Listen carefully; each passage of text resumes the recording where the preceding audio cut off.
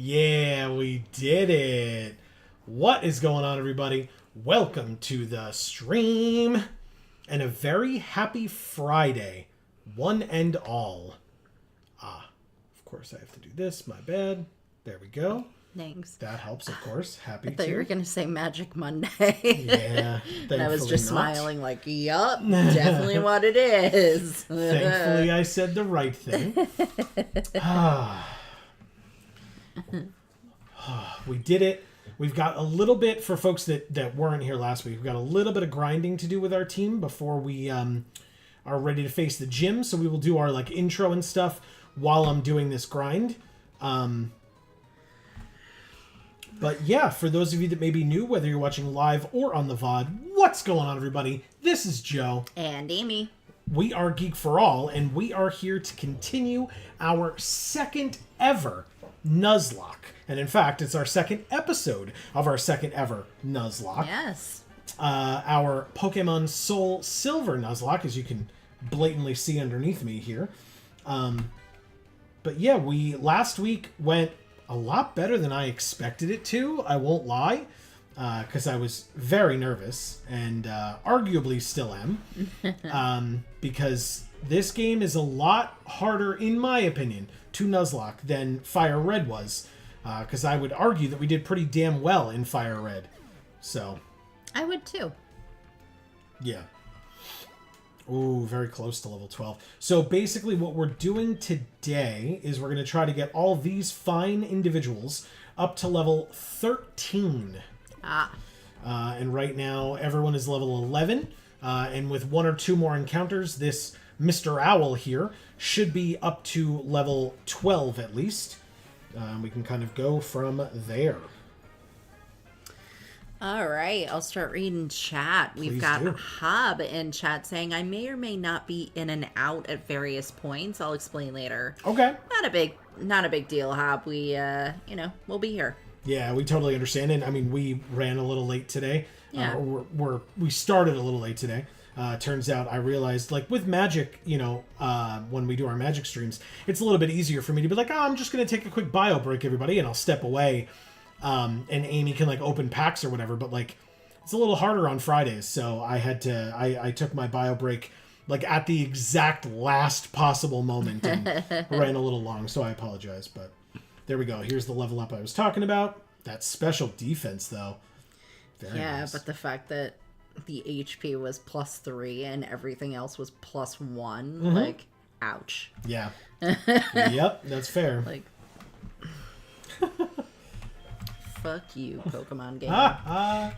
It's weird for it to be not fuck you, Arena. Yeah, everything is fine. This is all going according to plans so far, which is just really nice. And I'll knock on wood as I say that. Lots of whoopers tonight. Damn. Yeah. Okay. So Hob says, I did finally order all the Bloomborough singles I wanted.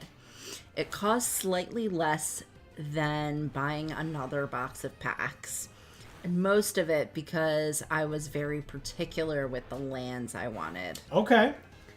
Silly me wanting each 2-color deck to have 3 spring, 3 summer, 3 autumn, and 1 winter for each relevant color. That's really cool. That is cool.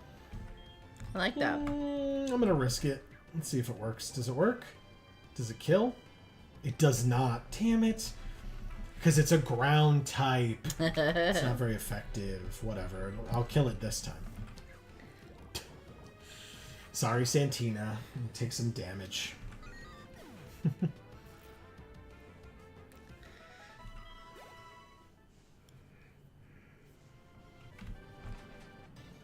Husband Dust is here saying HP when Hoot Hoot leveled up was not as bad as Blissey when Amy played Diamond. Yeah, like +6s and 7s that you were like very upset with because everything else was +1. Everything else was just terrible. And it's like, how am I supposed to like give a damn about this Pokemon? Like, it's still gonna die in 5 seconds because all of its stats are terrible. Like, yes, it has like 375 HP while everything else has like 100. But who cares? Like, it still dies just as quickly because it can't do literally anything. To a physical attack. And that was, we talked about this in the series itself. It was because if I don't know if it's like, I don't want to say if you, whatever, because it makes it seem like I'm like blaming you. But like with more experience, you're able to sorry, I was distracted momentarily. You're able to realize like, oh, okay, you're facing this Pokemon and it has these moves that are all physical. So Blissey is not going in, but this Pokemon has all special moves and Blissey's a special tank. So you can like use Blissey as a pivot and stuff. It's more for more advanced gameplay. Yes, obviously. that you were not doing because you were playing the game blind. Yeah, I have no idea what moves these creatures have that I'm fighting, so all I can do is go in knowing what happened the last time and the time before that. Yeah. And if all that happens is Blissey gets its fucking ass kicked constantly, then what am I gonna think? Sure. And that's exactly what happened. It sure is. We might have to go back to the center for Santina here. She's not looking too hot, I won't lie. She looks just like this one. I mean health-wise. I know. She looks just like this one. Rude. They all look the same to me. Yeah, exactly. That is what it sounded like you said. Yeah, well, they do. They're like 8-bit or whatever. They gotta be a little bit more than 8-bit nowadays, yeah. But yeah. This is like, I don't know, 24 or whatever. I think it doubles, so it's 8, 16, 32, etc.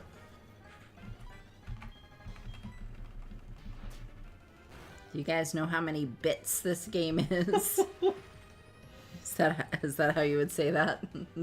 So 3 doubled is 6, we're still okay. Okay, good.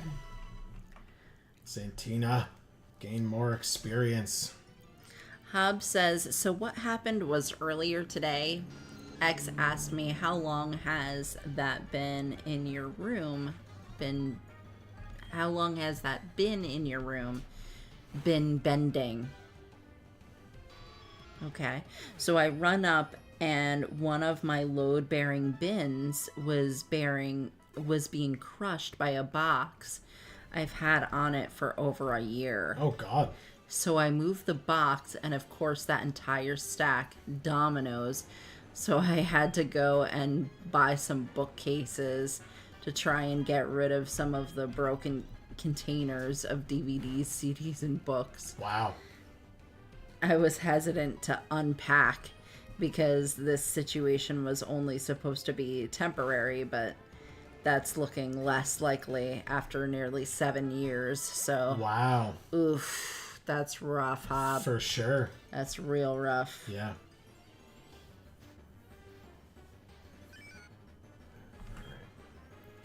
I can't imagine that.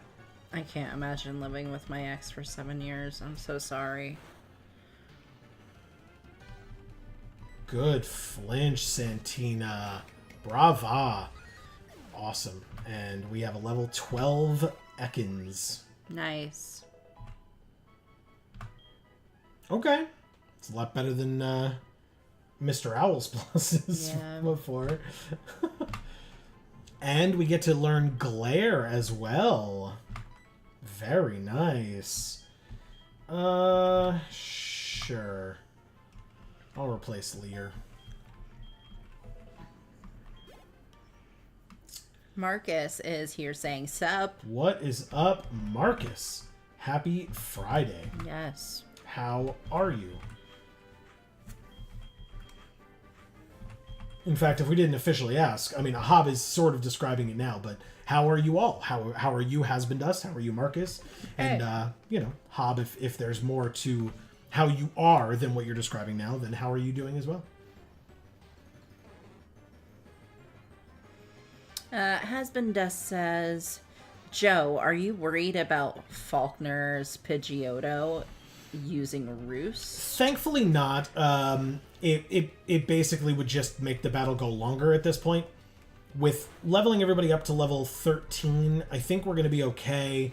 We've got enough people to like pivot around to and stuff. Because basically with the fact that we caught that Geodude was one of the most clutch things ever. Yeah. Because Tackle, you really wanted it. Right. Well, and Tackle and Gust are the only damage-dealing moves that Pidgeotto has. And so it's not going to be doing a lot of damage to Geodude regardless, even if it is healing itself up and then Roost losing its flying typing. Not a huge deal.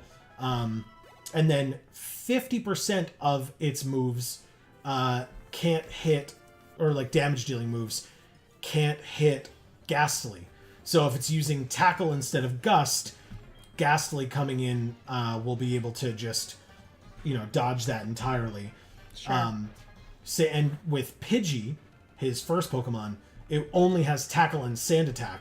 So Ghastly can kind of be in there like as a pivot if we need to like heal somebody up or whatever against the Pidgey if something crazy happens. So. Hub says she's helping build the bookcase because she loves building furniture. So if I go silent for a bit, it's because I'll be thanking her for that. Gotcha.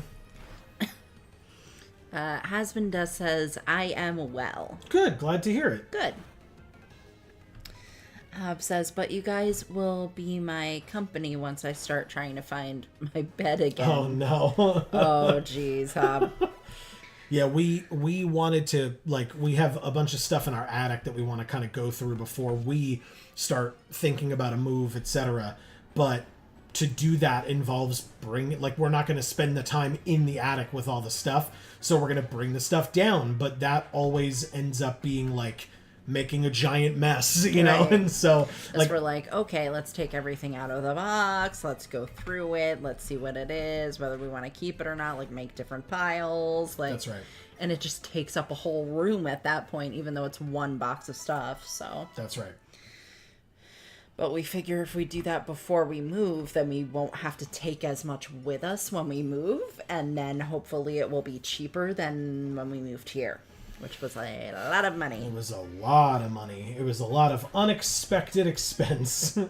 Yeah. Scary. But also, hopefully this time we're working on finding movers that, have a flat rate as opposed to by the hour or whatever. Yeah, definitely. But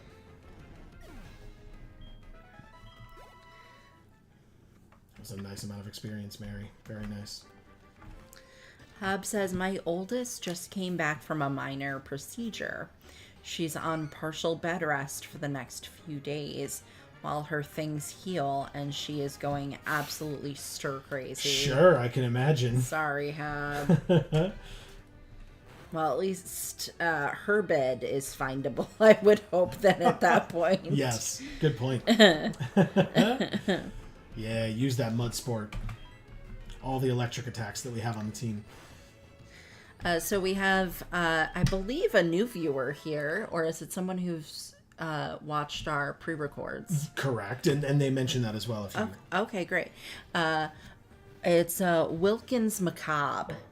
They're saying, hi, first time catching a stream, though I watched the VOD last week. Oh, great. Okay, so you're caught up on what's been going on. Correct, and in fact, they left a comment, which I saw and did not get a chance to mention to you, which is great. why Amy is not aware of that, but Sorry. I am. No, I'm sorry. Again, we just, at the time that I saw it, I didn't get a chance to mention it to you, that's all.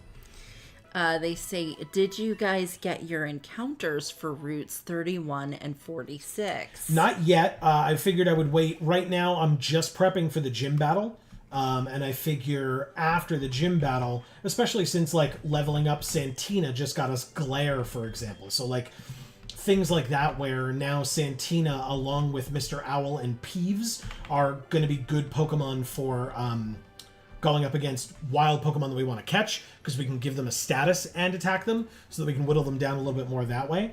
But like I said, right now I'm focused on leveling up enough to be able to be ready for the gym. So no, not yet. But I did know that route in between whatever it is, Dark Cave and the town that we're in now, Falkner's town, Violet City. We haven't done that one yet. It was cured of paralysis, but that's fine. We don't care. Wow. Paralyzed immediately again. Very nice. Okay, don't care about that. Okay, so Wilkins Macabre, since you're new to our streams, please leave your pronouns for me in chat. All right, Peeves. Keep it going.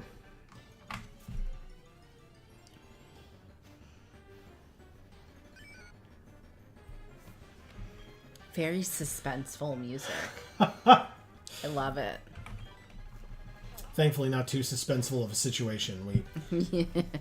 It's grinding. Like, it's, it's what you kind of got to do, but, and especially a lot more, I feel like, in this game than in Red, or, Fire Red, excuse me. Nice crit. Damn. Okay. Goodbye, Wooper. You fought bravely, Wooper. I'm just kidding. I hate Wooper. You are, I would imagine, among the few. There are many people that find Wooper very cute. Really? Yeah, I think so. I think it's dumb looking. Look at that thing. It's just so stupid. Yeah. Like, why does it have, like... Are these, like, antennae? Like, what is this? Well, it's supposed to be like an axolotl, right? And the axolotls have those things. Okay. Right? Because to me, it just looks like it has, like, a TV antenna, like a... Sure. Satellite. Like rabbit ears. Yeah.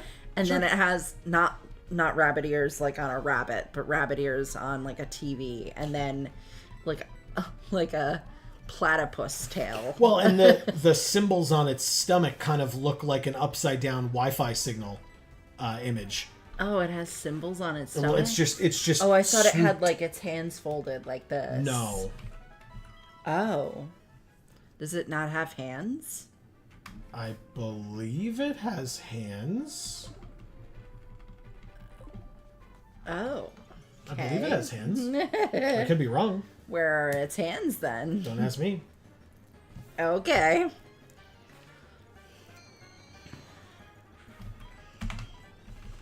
Well, so as I was saying before, with the quality of these pictures being what they are, it's hard to tell sometimes what's going on with some of these Pokemon. Yeah. That's why I asked, is it like 32-bit? Is it, how many bits is it? Does anybody know? Wilkins Macabre says, yeah, the one outside Violet and the one northeast of Cherry Grove, I think 46 was has Fan P. Nice. I love Fan P. Ooh, Peeves. So close. Damn, okay. My pronouns are he, him. Thanks. All right, thank you. Alas, I'm wrong. Fan P's there only in Crystal. You'll have to settle for Spearow. Fair enough. Oh, wow. All right. Oh, that is the worst switch of all time, Joe. Why? Okay, thank God.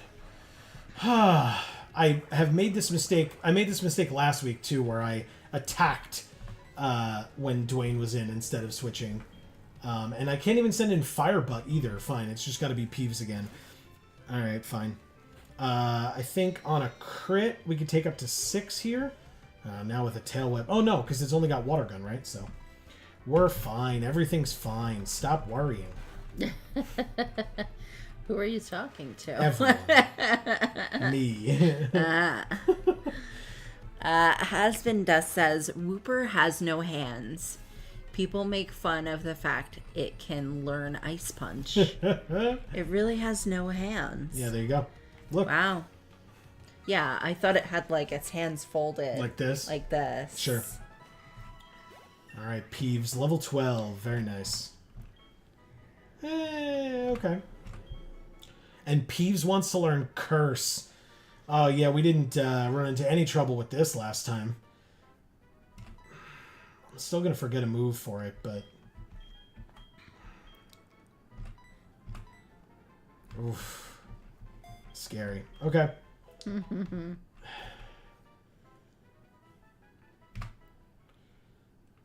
right.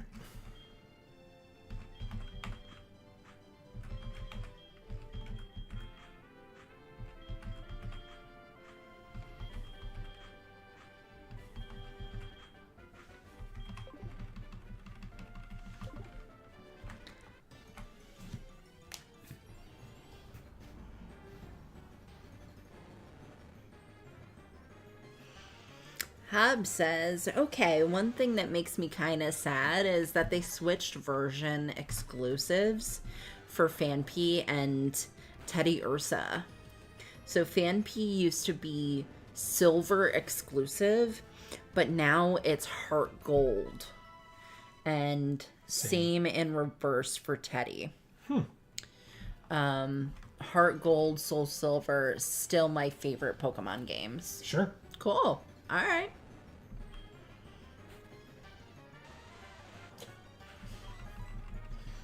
Come on, Geodude. Or Dwayne. I'm going to use the nickname, sorry. Oh, down in 1. Very nice. Okay. Did I miss that last time? Did he do that last time too? Anyway, it's fine. Everything is fine. We're grinding. I'm not supposed to be paying that much attention. And by that I mean that's how Pokemon die. So I will do my best to pay more attention.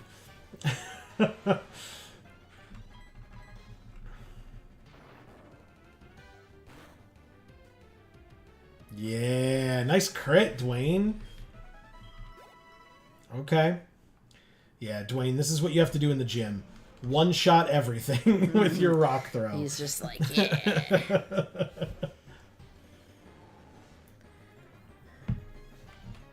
All right. Ooh, nice. For a second, it looked like it might miss, and I was not pleased. But it didn't miss, and we're good.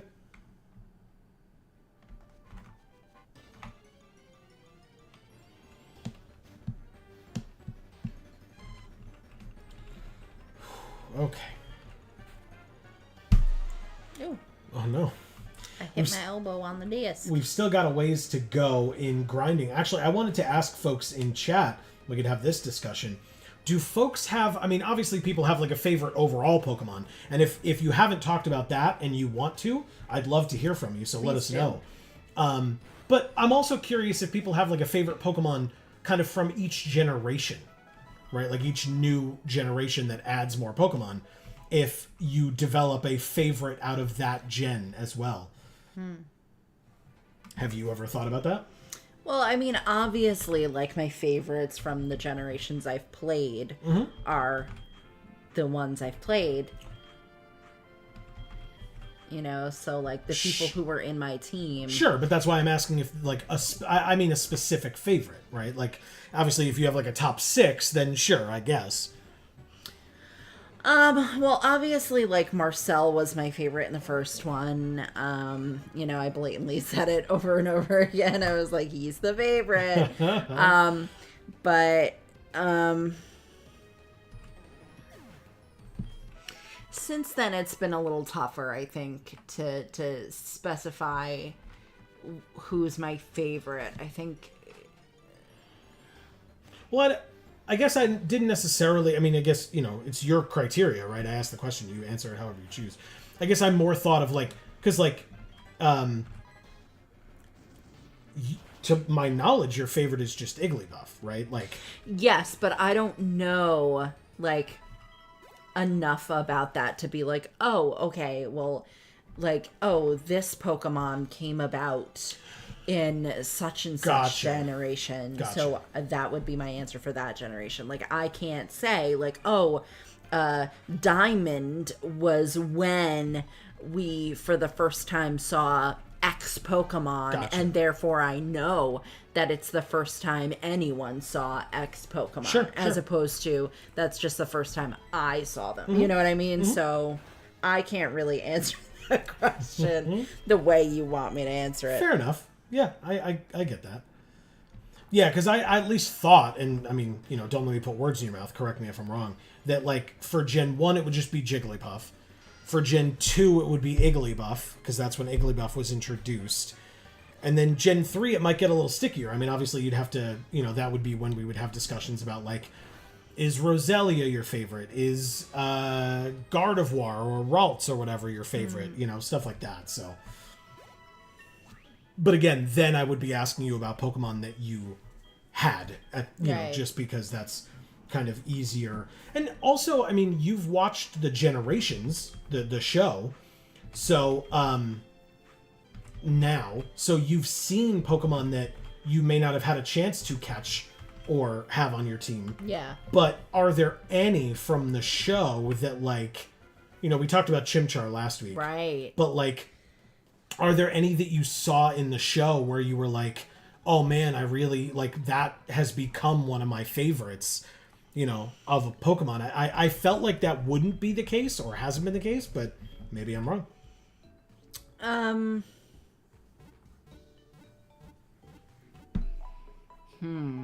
I'd have to give that some thought. Okay. I mean, I guess I would say, like, Pikachu.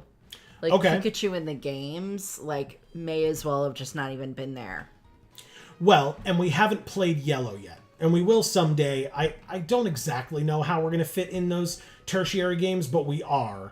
And, you know, that will be... Obviously, Yellow version is the Pikachu version, so... Oh, okay. We'll see what you think about it at that point. You say obviously. I mean, it's obvious because you just said it.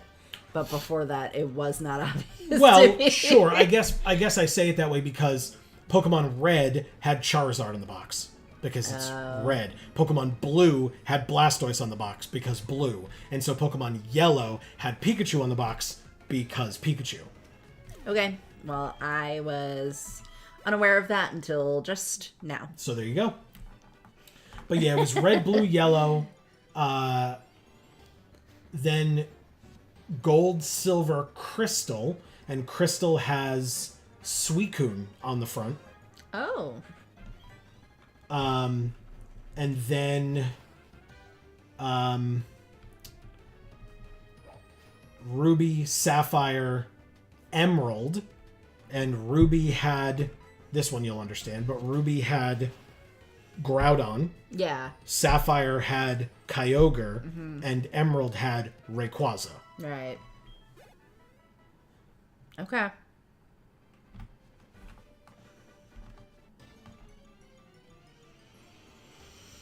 And then I guess to round it out, Diamond, Pearl, and Platinum for Gen 4. Diamond was Dialga, Platinum was Palkia, or Pearl was Palkia, Platinum was Giratina. Okay.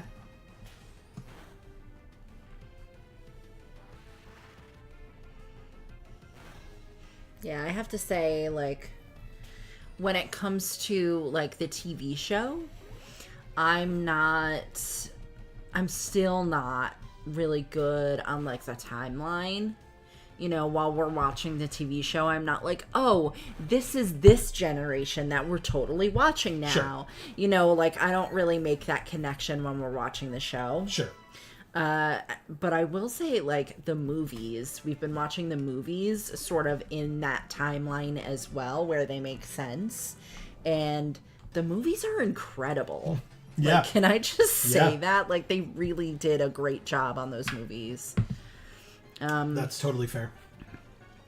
So, I mean, I guess they, like, you know, people spent enough on Pokemon that they were like, well, we have the budget for this, so let's do it. And again, it's really more where they get to introduce the, like, legendary or mythical Pokemon, as opposed to in the show where, you know, it's a little less prevalent, although in, like, Gen 3 when they had... I feel like they did a lot with Absol, though. Sure, but Absol's not a legendary. Oh, it's not? No. Okay. But when they were doing stuff with Team Aqua and Team Magma in the show, you had a fair bit of Kyogre and Groudon in the main episodes themselves because of that, as opposed to in the movies, which is where they, you know, were able to do, like, Jirachi instead and stuff like that. Well, even though you say they had, like, a little bit of it, it really was like, oh, here's the concept of them, and you, like, see, like, flashback of, like, Kyogre in a tank or whatever, but, like, it's not like it was like, oh, here's Kyogre doing Kyogre things. Like, don't you love Kyogre? No. It wasn't like that. You're so, you know, it's not like it was, you know, here's a Pokemon that you definitely want to have on your team. It was much more of like here's a Pokemon that technically exists and, you know, it works for this storyline. So meet it real quick and then move on. Well, because the bad guys are trying to capture it. Right. So, yeah, you don't get to kind of experience it, like, living its life or anything. You experience it being powerful and scary and getting kidnapped and being angry about trying to be kidnapped. Has Been Dust says, Joe, is there anything you can tell us about the next episode of Pokemon Black?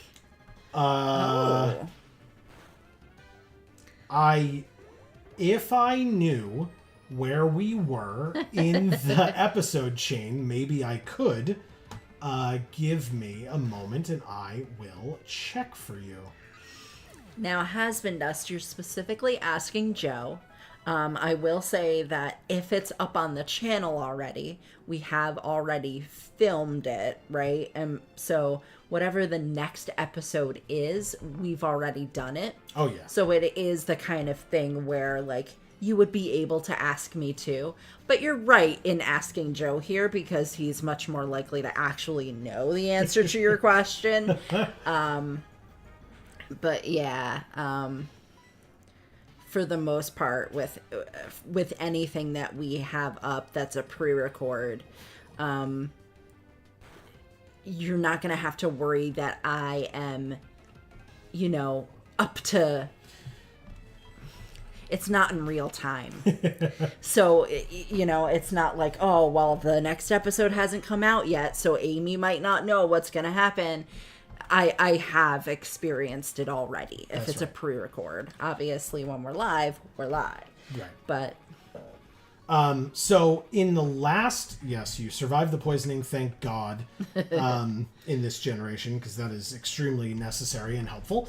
But yeah, so in the last episode of Black, Amy got into Chargestone Cave, and so in the next episode, she'll be going through Chargestone Cave, which means you'll get to see Amy's reactions to a lot of the Pokemon that are unique to Chargestone Cave, or at least that the first time she'd be able to see them is in Chargestone Cave. You'll see if she chooses to catch any of them. If she does, what does that mean? And will she want to use them, etc. So that's where we're at in the next one, is Chargestone Cave, and what that means for Amy. Husband Dust says, my favorite is Arbok. He has been my favorite since I was younger. Team Rocket helped a lot with that. Sure. Okay. And interestingly, right, Arbok and like Seviper, although I guess Seviper had a little bit more of an opportunity to do so, but I feel like Arbok and Wheezing and like Ekans and Coughing didn't really get a lot of a chance to show off their personalities as much. Mr. Owl learns Uproar? Interesting. That's a weird one. Whereas, like, in later generations of the show, the Pokemon... I mean, obviously, Wobbuffet has a massive personality. And then, like, all of James's Pokemon, like, when they're, like, eating him or whatever and stuff all the time, or hugging him, and... like Cacnea's like stabbing into him and stuff like that, and Carnivine's biting him. Like, it gives them all those like quirky aspects. But I feel like we didn't get to see a lot of like much from Arbok in the show. Unfortunately, it was just a lot of like come out, be menacing, right, and like lose or get them out of the situation that they're in, and then go back in the Pokeball, and that's kind of the end of it. Yeah. Which I thought was a little interesting. Because, again, they fixed that later, but it kind of was that, Team Rocket had enough of a personality in and of themselves, Jessie, James, and Meowth, that their Pokemon didn't really need to stand out and have their own kind of personalities. It was just, they come out and they're scary, and then that's, the end of it. But actually having, like, in later generations, Dustox, like, kind of, eventually get it. Like, they all, I guess, had a good way of ending their storylines. Yeah. And going away. Obviously, we talked about that last week, and I'm not trying to take anything away from that, because that was a very emotional moment. Yeah. But, like, in the lead-up, they really didn't. It's just that because they were around for so long, you kind of felt attached to them because of that, right. I guess.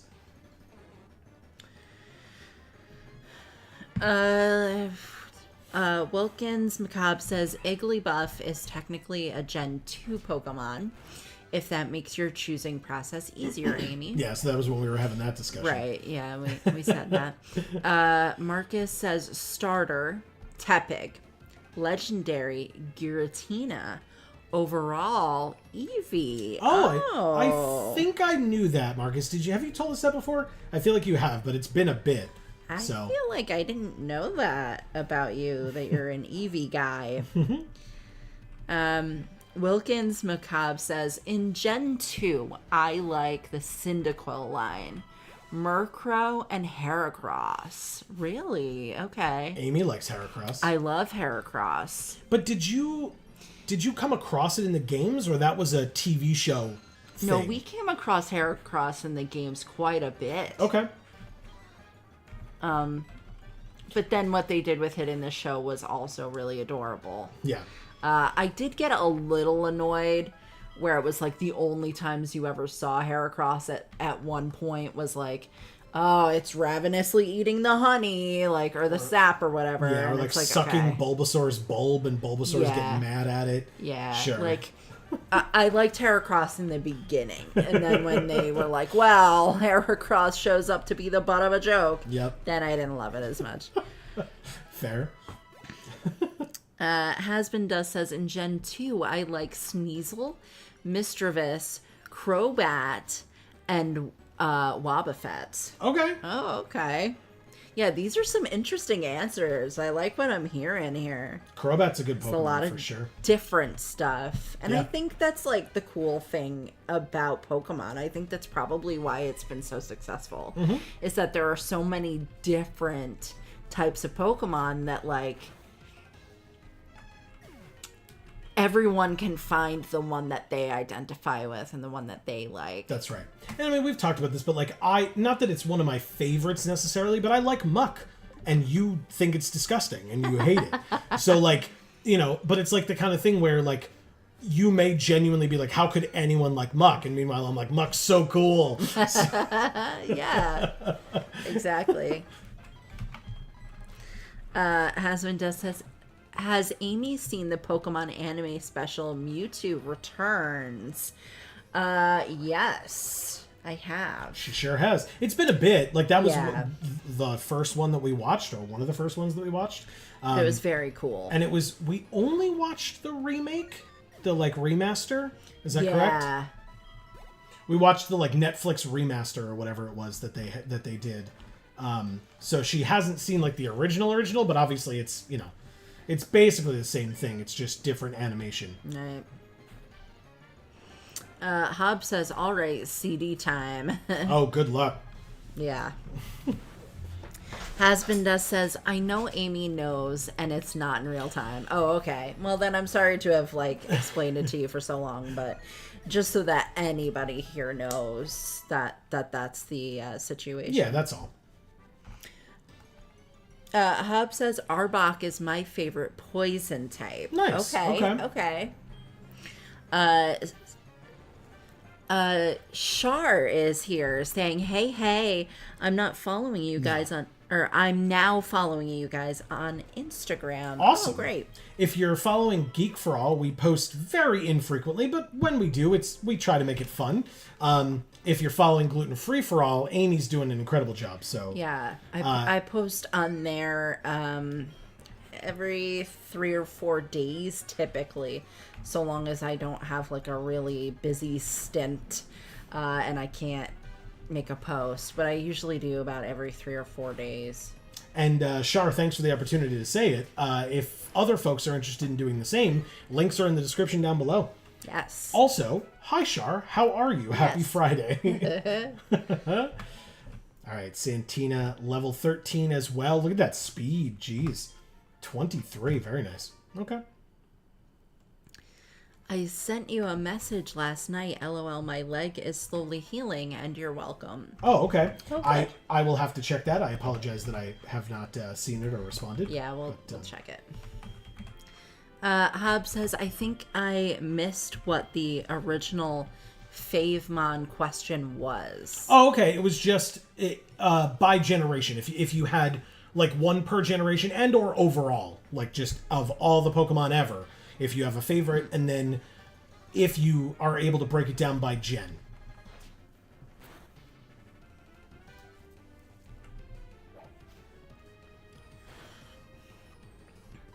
Shar says, I'm good. I've got a new stuffy from my girlfriend, and I'm watching Finding Bigfoot. Nice. Nice. Nice. All right, Mary.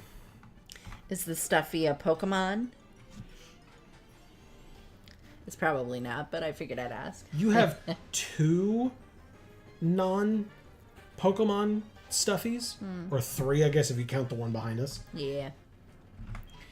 My favorite Pokemon is Flareon, she says. It's a good one. Oh. I've said before, but for folks who may not have been around, mine is Articuno, overall. It's a giant bat. I named him Bat Squatch. Nice. Amazing. Do you like bats? Are you a bat person? I'm a bat person. I actually don't know if I can like think of a favorite of mine from Gen 2. Like, I asked the question and then don't have an answer. That's awesome, though. Right? Because that means now you're sitting here thinking about the answer. Yeah, for sure. People get to see that you're thinking about it. Makes them want to think about it. Sure.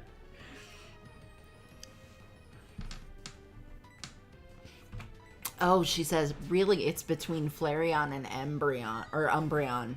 Why did I say Embryon? I don't Umbreon. Bats are awesome. I'll send a picture of it later on Insta. Okay. Perfect.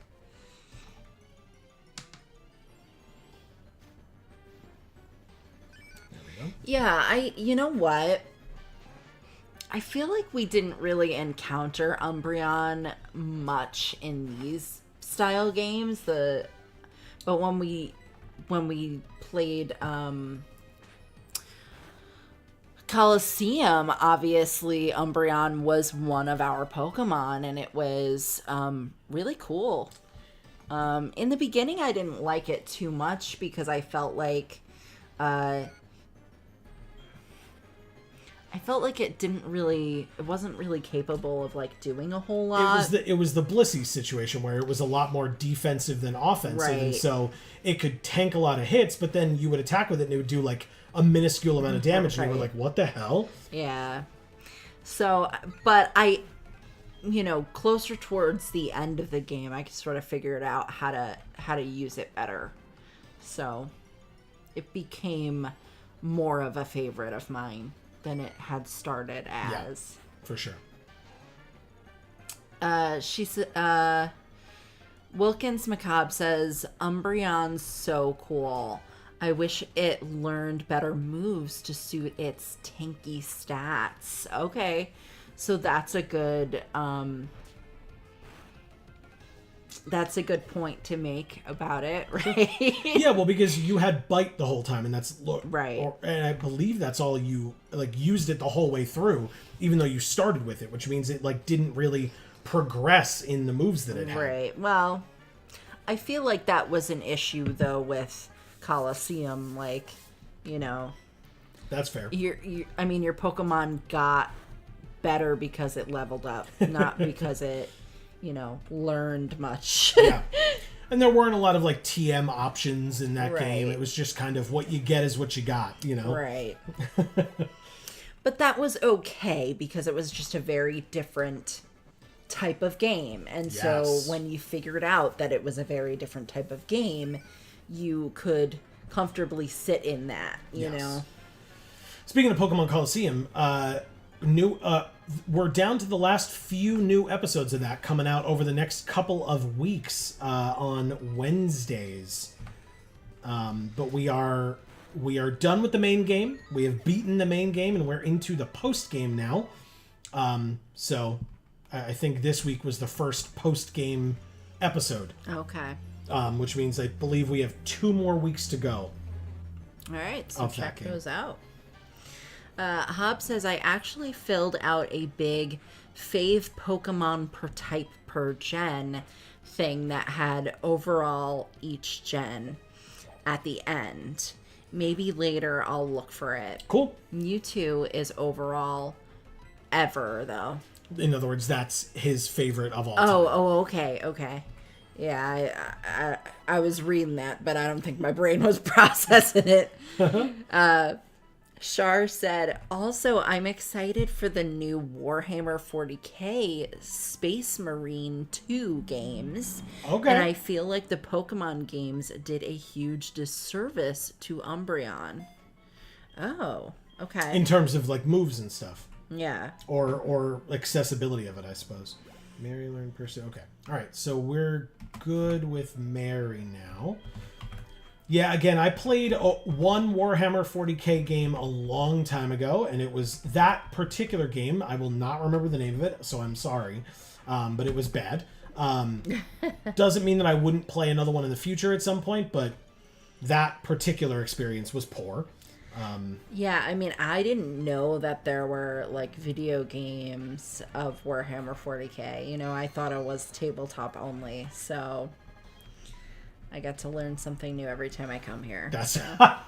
That's literally the idea. Every time I come here. Not every time we stream in our home, but no, every time I come here. I just wander in and go, okay, it's time to stream. No.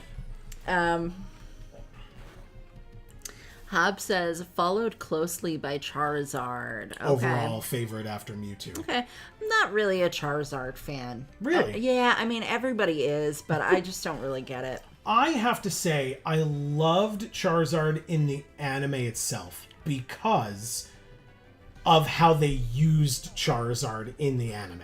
Like, at first, I didn't love when it was, like, not listening and etc., but it was actually a really good way of showing, like, what that means in terms of, like, in the games when you overlevel a Pokemon and that Pokemon's like, no, I'm not going to listen to you anymore. Cough, Marcel, cough. Yeah, but they did that with Pikachu, like... But that was the first episode. Yeah. And so that wasn't you over-leveling it, that was just you weren't... Well, it started out over-leveled for us. Correct, yeah, good point. So yeah, when they did it with Charizard, I didn't really feel like, oh, here's a unique thing that they're doing now, because they had already done it with Pikachu. Sure, but But Pikachu was that way because it didn't respect Ash, which is sort of true for Charizard as well. But there were definitely situations with Charizard where Charizard would come out and basically be like, this Pokemon is beneath me, I'm not gonna fight it. Right. You know, so it didn't necessarily have anything to do with Ash in that moment. It did, but it didn't. Because it wasn't like, oh, well, you're not strong enough to command me. It was more, like, for example, you sent me out against Richie's Pikachu. I don't care. Right. And so I'm not going to fight it. I'm just going to lay here. And that's when the ref was like, if he doesn't make an attack, you lose. And so, yeah. Yeah, that kind of made me hate Charizard, I feel like, a little bit. Sure. Because I'm just not interested in that being the storyline. You know, I get it. Like, it makes sense from, like, a flavor standpoint, I guess, at that point. But it's just not for me.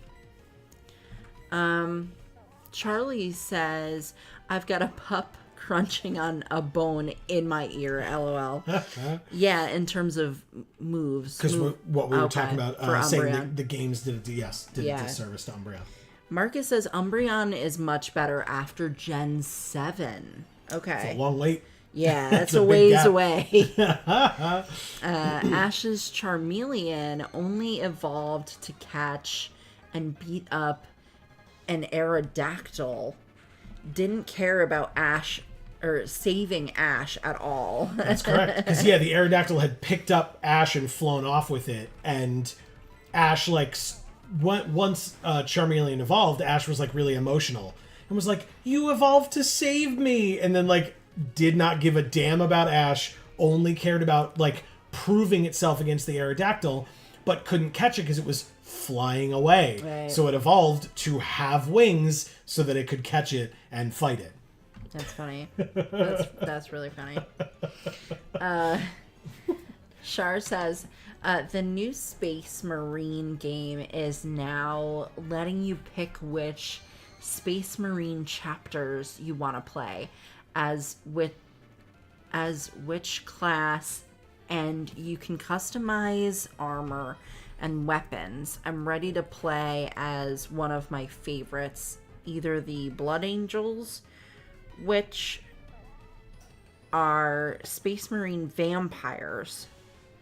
Okay, Blood Angels, which are vampires. Okay. Or the Space Wolves, which are Space Marine werewolves. Wow. Okay. That does sound really cool. Okay. That's a little confusing, but that's all right. Don't explain it more. Because if it is something we ever are going to play, I need to forget what you just said. It'll be a long ways off. It'll be a forever from now, so I probably will. But don't explain it more.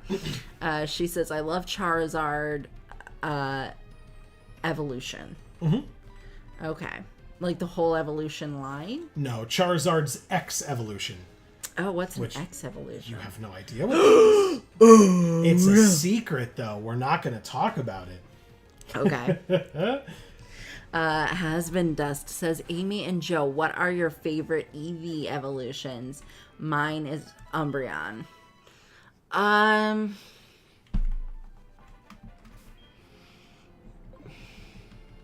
You know,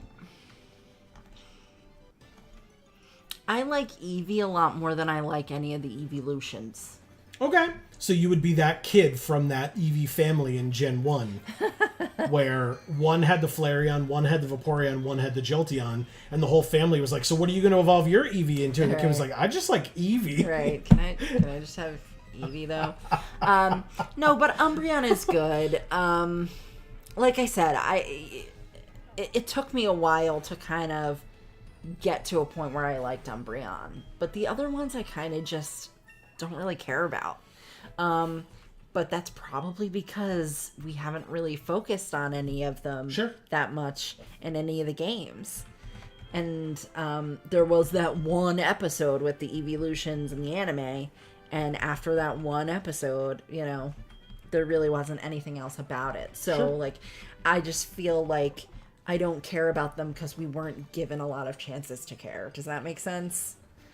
Yeah, I think so. Char says...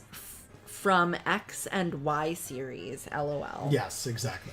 Okay, yeah, we haven't gotten that far yet, Char. No spoilers.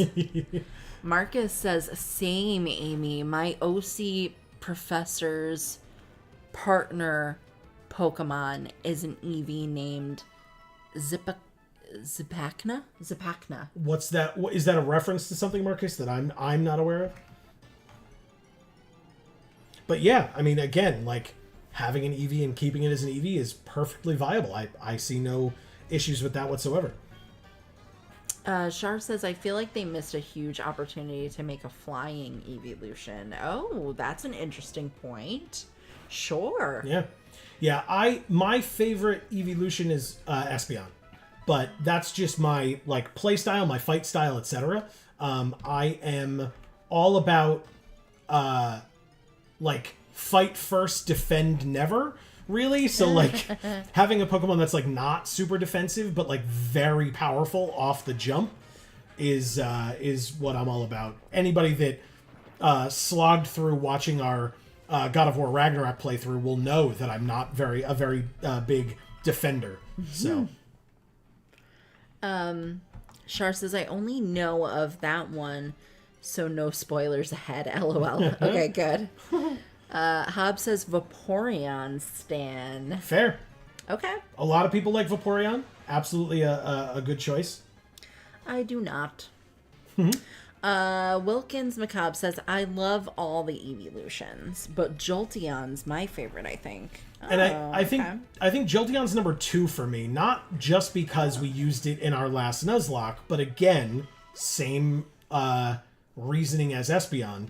Jolteon's a glass cannon, you know, like, Jolteon can do massive amounts of damage. It's super fast, so it hits first, and so you hope that it comes in, kills, and then doesn't have to take an attack back because it killed. Char says Aura Rock type evolution. Yeah, I have not gotten a chance to use Glaceon, which may, you know, I may say that, like, Glaceon would be my favorite, but I have never had an opportunity or an occasion to use it. But Glaceon is obviously really cool. So. Marcus says he's a minor gold. Goa'uld is how I would say it, but I'm sure I'm wrong. System Lord, played by Kevin Durand. Nice. Oh, Goa'uld. Do I know what you're talking about? Yes. Isn't that a Stargate thing? I think it's a Stargate thing. Yes. You two have talked about this before. Okay. And I've never seen it, so. It's been so freaking long.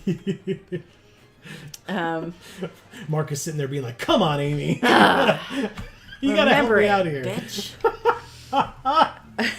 I did not say that he said that to you. I know. Char says, and don't forget Glaceon. That's right. It's Stargate. Oh, so Char knows it's Stargate too. Yes. Okay. The Goa'uld. I'm sorry. I'm back, Marcus. It's fine. We're all fine here. Yeah, you know, out of the two of us, like, I get most references. Stargate stuff is all you.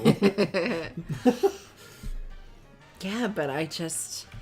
lately I've been forgetting a lot of that stuff. It's just been too long. I need a refresher on it. We're almost done, everybody. We are almost done. Char says, we're only a little crazy. LOL, yeah.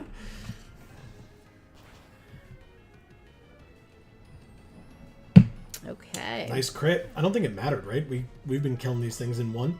Dwayne is level 13. Nice. It's arguably all I needed was to get Dwayne to 13, but I wanted to get everyone to 13 just to be safe.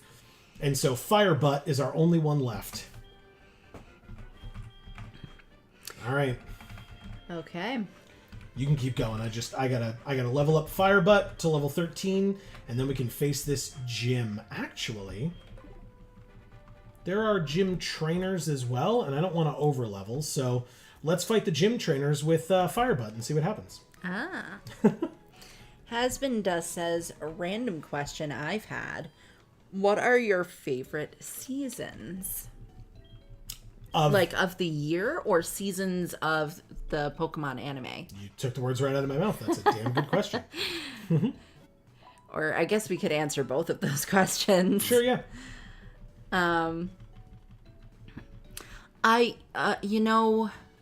Seasons of the year. I like spring the best, but I do have terrible allergies. And I like fall holidays. So I love Halloween and I like Thanksgiving. So I don't know. It's between those two. Winter. Like, literally, no question. I mean, I'm an ice element guy. Like, that's just my thing. So, yeah. Winter, hands down. Like, I would say there's no need for an explanation, but, like, I mean, people that watched our X-Men Legends playthrough, I used Iceman. Iceman's my favorite superhero from Marvel canon. Articuno, I literally said is my favorite Pokemon. So, yeah, winter. I hate being warm, and I am warm all the time. So in the winter, like, being able to be out in the cold, wonderful. Just absolutely wonderful. All right. I beat the first gym trainer with like one hit from Firebutt here. Wow. So let's go to the second one. What do you think of this gym, Amy? You haven't really... This is a new visual for this game. So. It's neat. You like it? Yeah. I think it's terrifying. Like, you're afraid of heights. You're like standing on like rafters, basically. Yeah, but it's not like seen from my perspective. Sure, yeah. Plus, again, the art being the quality that it is, it creates a distance. Fair. For me. Sure. So if it was much more realistic and from my point of view, we'd probably be having a problem. Literally just got Firebutt to 13. Nice. Firebutt wants to learn Quick Attack. I was literally just like, I was thinking to myself like, oh, I should probably just use Quick Attack here instead of Ember. We didn't have it, but now we do. And I will forget Leer. Okay. So yes, all of our Pokemon are level 13. Now, notably, he has one more Pokemon left, and it's Pidgey. But I don't think there's a way that we level up to level 14 from this, so I think we're fine. All right, that's 2 sand attacks. This could be annoying. It's not like, oh my god, it's going to kill me, but could be annoying with misses. Tackle does 3, which means doubled is 6 on a crit. We just got to keep going. 3 sand attacks. Literally hit 1 attack, Firebutt. It's all we need. Just 1. There we go. Done. Thanks. Oh, and that's right. And I forgot we got a female starter. I keep forgetting. Because again, that's rare. So, all right. Well, obviously we're not facing Falkner until we heal.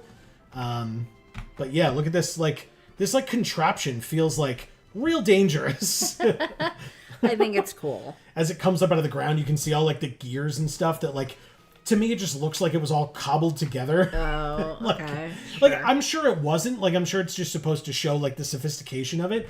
But to me, it's like, there's a gear here, and then an extendo piece here, and then another thing here, and, like, it makes it look like it was like, oh, we need it a little bit higher. All right, well, we've already made it, so just add this piece on. Like, glue it, and hope it stays.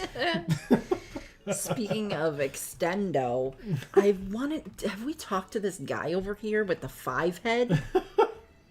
Just 5 head. His name is Primo. Primo.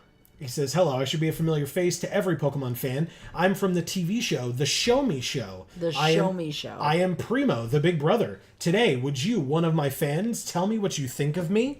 I think you have way too big of a forehead, dude. It doesn't... Forehead, I'm sure, is not going to be one of them. Although... Oh, we can go to ABC mode, apparently. Can't we? Oh. Yeah! Oh, it's just... I gotcha. Okay. So yeah, no, we won't. I'm not doing this. Yeah, just cancel it. That's fine. The egg guy, Hobbs says. Yeah, no. He means like based on what you say to him, he would give you an egg. Oh, okay. I thought Hob you mentioned were that last referring week. to him having like an egg head. You can't possibly mean that you're not interested in the big brother. Oh, that can't be true. You're just busy right now, aren't you? That must be it. Why don't you answer my questions when you've got time for me? See ya. I don't watch Big Brother. I don't care. Amazing. Do you guys watch Big Brother? I have literally never seen an episode of Big Brother. Never seen it. In my entire life. And I have no interest in seeing it. Whatever. I think Mr. Owl will be okay to start against the Pidgey, but then once the Pidgeotto comes out, maybe I just want... Yeah, because the Pidgey has sand attacks, and so I'd rather it not sand attack Geodude a bunch, or Dwayne a bunch. See all the different, like... Yeah. It looks like, what was it? Oh my god. Was it Tinker Toys? Okay, maybe. Yeah, or Lincoln Logs or whatever? No, it was Connects. Tinker... No, I Okay. didn't have anything sophisticated like Connects. I had Tinker Toys. So it was like it literally looked like that. It was like a little wooden dowel and then like a wooden disc that you would stick the dowel inside and you would like build things. Yeah. I wanted Connects, but you know, I didn't have that. All right, so here is Falkner. Let's give it a try. Go ahead. You can read the last two, and then we'll go into go mode with the gym. Oh, I'm not on 2. I'm like way up here. Oh, all right. Well, then So I'll read it after. You got it. Let's face Falkner, everybody. Fingers crossed.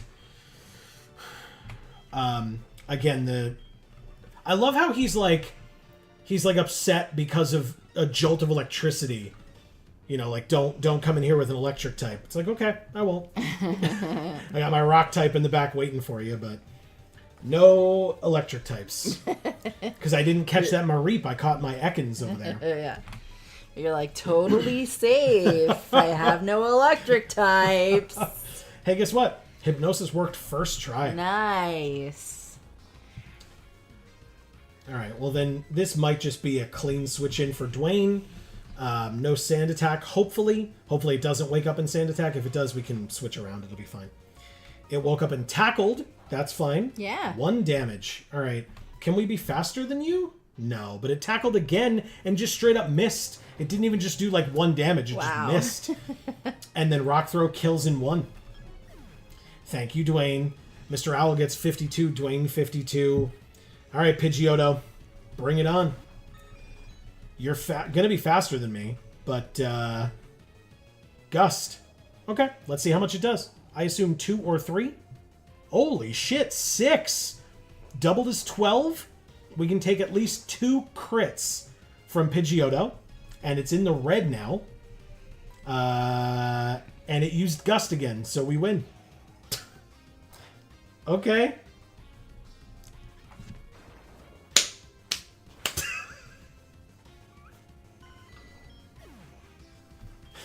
Yeah, Geodude was super easy mode for this. Holy crap. I'm so lucky I caught this Geodude. And it leveled so up. lucky. Yes, it did. It was 300 plus experience. It was a lot. Wow. A lot of experience. That seems like a lot. Yeah. Like, kind of unnecessary, but okay. Way to go, Dwayne. Amazing. For pity's sake, my dad's cherished bird Pokemon. Get that shit out of here. Yeah, Amy hates birds. And this is why. No, it's not why. It's definitely not why. All right. It's because usually birds kick my ass. But not here. No.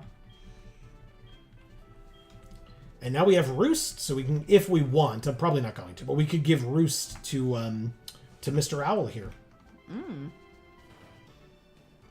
Okay. Oh, that's right. I gotta run around now. Oh. All right, so you'll have time to read in a minute. Did he give us an egg? He's going to, yeah. Oh, okay. But in fact, let's go heal up. We will deposit a Pokemon because we need an empty slot for the egg. And then I'm gonna have to run around to hatch this egg, and it's gonna take forever. And then we can chat as much as folks want because it's all I'm gonna be doing for a while is running back and forth forever. Sounds perfect because I've got a lot to read. Exactly, that's what I'm saying. So you'll have plenty of time. Just give me a moment here because I have to try to figure out who to deposit now. We're going up against the Bug-type gym next. So I don't know how much Santina will do. Because flying is going to be super... No, you know what? I'll keep Santina. I'll get rid of Mary for now. All right. Santina might be fine, especially with like paralysis and stuff. Peck from Mr. Owl is going to be super effective. Obviously, fire attacks from Fire Butt are going to be super effective. And then Rock Throw from Dwayne is going to be super effective as well. But yeah, here's the guy, Professor Elm's assistant, who's going to give us an egg, which, as we know, is going to be Togepi. And I'm very interested. So this is our encounter for Violet City. It is the only Pokemon that we can get from here. Okay. So while I'm here, maybe I buy some stuff. Oh, right. I was supposed to buy potions, too, I think. I have 0 potions. I have 0 super potions. Oh, okay. So I'm going to get 5, because they're a little expensive. But, well, yeah. But regular potions, I had 1. If I needed it, I had 1. One potion. I didn't buy enough. And no super potions. Nope. Jesus, Joe. Yeah, well. Sorry, everybody. And then Pokeballs, I have 9. So I'll buy 1 more to have an even 10. And we'll move on with our lives. Yeah, it was something that I had told myself, like, don't forget to buy potions. And then it was a week went by, and so I absolutely forgot to buy potions. Here's one of the kimono girls. Me, oh my, that egg must be. I see. So, in other words, she's like noticing that we got an egg. It's truly an important egg. Please do take care of it for me. Is that understood? I'm counting on you. And she walks off. So, this is not how we met the kimono girls in the first playthrough of Silver. They are in SoulSilver differently. So yes. Like, in a way that makes sense, because we were given this egg by someone who was not her. Correct. So why did she say to take care of it for her? Because she, I guess, sensed its importance. And so she wants to make sure that we are taking care of the egg. Well, it has nothing to do with her. Get the hell out of here. Who are you? You just showed up over here. She's a kimono girl. I don't care. Well, you will when we get towards the middle of the game, and you will see why they are important. I mean, I don't want to minimize, the work that goes into, like, becoming a geisha, if that's what it's really supposed to be, but because that's a lot of very hard work and Sure. dedication. Yeah. But, you know, I don't know what bearing it has on me and my Pokemon egg. Literal 0. So, where did I leave off? Oh, wow, I'm really far behind, guys. I apologize. Again, this is going to take forever, so you have all the time in the world. Wilkins Macabre. Did I write that one? Yeah, no. Wilkins Macabre says, I wish Glaceon was faster. Slow ice types are such a liability. Yeah, ice types get a bad rap, I feel like, because people are like, well, you know, they are, I mean, they're good against dragons, and that's kind of what anybody, I feel like that's what most people who got in early gens, most people who got ice types got them because they were going to be coming across dragons. Right. And so they were like, well, we just need an ice type for the dragons, and then they like never gave a damn about them again. I think ice types are pretty powerful, personally. It depends on the ice type. The thing is, ice has a lot of weaknesses. Yeah. And so because ice has so many weaknesses, that's why, again, for example, a slow ice type is a liability because you're going to get hit by a super effective attack more often because there are so many things that are super effective against you. Sure. And so that's why people don't love ice types. And so, you know, and I can't really argue with them on that one, but I still like certain ice types. But Wilkins Macabre, can I call you Wilkins? Is that okay? I'll call you Wilkins until I get down to the spot where I actually read your response to that question, and then if you say no, I'll call you Wilkins Macabre, or whatever else you tell me to call you. So Wilkins, I feel like it's a little too much to ask to think that a Pokemon named Glaceon should be fast. Because it's glaciers literally are just like the slowest things on the planet. Like they technically are moving, right? But you can't really tell they're moving from looking at them because they're so slow. Awesome. So I feel like maybe other ice types should be allowed to be faster, but I feel like Glaceon has to innately be slow. And you just have to be okay with that. And also, you know, it's funny, Amy, I mentioned that like maybe Glaceon would be my favorite evolution if I had occasion to use it. Mm. Arguably, you could say the same thing for you and Leafeon. You love grass types. Mm. Yeah. Right? Yeah. But again, Glaceon and Leafeon, like when they were introduced, when, you know, we didn't have occasion to like go out of our way to like get an Eevee or Eevees and try to evolve them into these new 2 types of Pokemon. So, you know, it just was nothing that we ever really came across. Right. And even in the show, I feel like they like really glossed over them. Yeah. So, like I said, it was the one episode with evolutions in it. Yeah. And then it was over. Yep. You never cared about it again. So, yeah.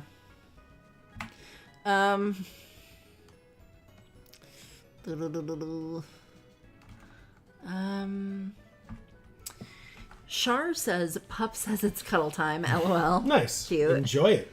Winter is awesome. Yeah. Okay. So Char likes winter as well. It's a good one. Has Been Dust does say time of the year as, for the seasons question, which we answered. We actually didn't answer the season of the show question because I feel like that's going to take a little bit more time to try to figure out. Oh, I said it last week. A Gen 4 season was my absolute favorite. Oh, okay. No question. I think they did an incredible job with it. With giving all the Pokemon individual personalities. Ash's rivalry with Paul was like really incredible. Oh, yeah, that was good. They did a really good job with that as well. I never fought this trainer, did I? I did not. Well, it's a bug type trainer and I have a flying type up top, so let's do it. Yeah, and I kind of said that I'm not really good with like figuring out the end of one season and the beginning of another necessarily, or like keeping that straight in my mind after the fact. So, but well, the best way to figure it out is that season 1 was Misty and Brock because you got to go by his companions, right? Yeah. Orange Islands was Misty and Tracy. I don't remember with Johto. Was it just Misty and Brock again? And then Gen 3 was May and Max. Right. And Brock. And then Gen 4 was Dawn and Brock. Yeah.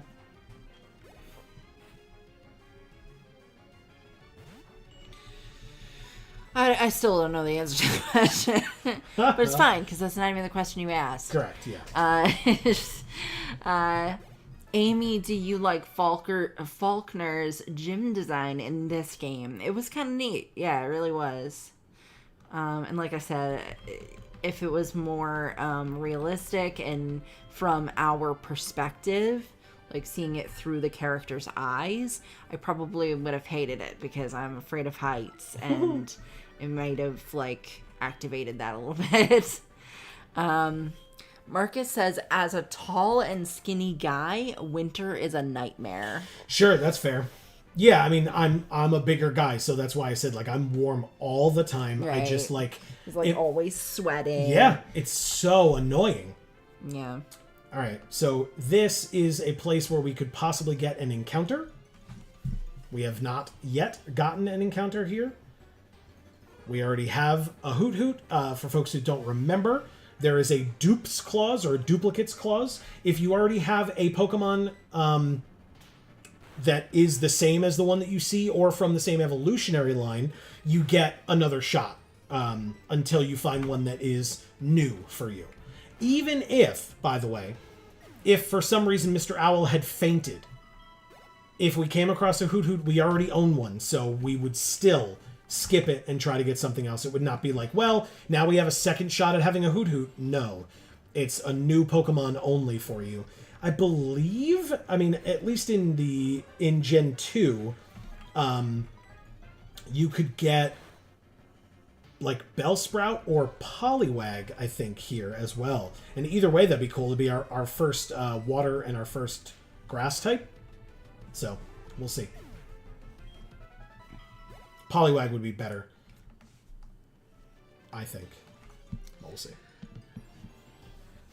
Sorry. Oh, no, it's fine. We already have Rattata, of course, Mary. Yeah, so Marcus, what I was going to say is, for a while when I was really, really, really, really skinny and really, really, really, really sick all the time, winter was a nightmare for me as well. But now, obviously, I put on a lot more weight, because I was a size 4 back then. And now I'm like a size 20. So multiply that by 5. No, but it definitely changed things. But also somewhere in between there, with like fluctuating hormones and stuff, I definitely run warmer than I did back then as well. So like winter, I'm finding is like more bearable for me now than it used to be by a lot. And now it's kind of tipped the scales to the point where like summer is rough. Yeah. I mean, summer used to be rough, but that's because like we didn't have AC and stuff like that. But then, you know, when I got older and was able to have AC where I lived, it became more bearable to deal with the summer. But now it's shifting back to winter being more bearable and summer being less bearable. That's right. Shar says, time for meds, be right back. Fair enough. Hob says, oh, I think this is the guy, the egg guy. Oh, I read that before. Yep. Hasbin Des says, my favorite season is summer. I enjoy the warm weather, ice cream, longer days. I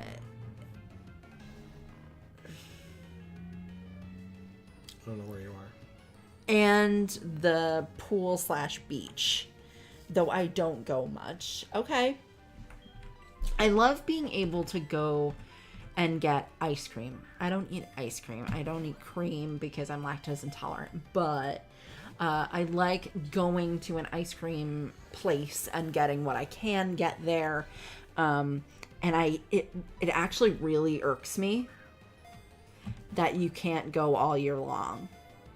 Like, it really irks me a lot that, like, ice cream places are mostly only open in the summer. We got our encounter. It was a Bellsprout. Ooh. Okay, cool. Nice. Yeah. And I do like the longer days. I feel like I'm able to, like, get more done and stuff like that, but I'm a night person. I like being out at night. I like doing things at night, so longer days, sometimes helpful and sometimes not helpful. Go ahead. With what? With the name. It's going to be named Teeth. Teeth. I don't think I need to say why.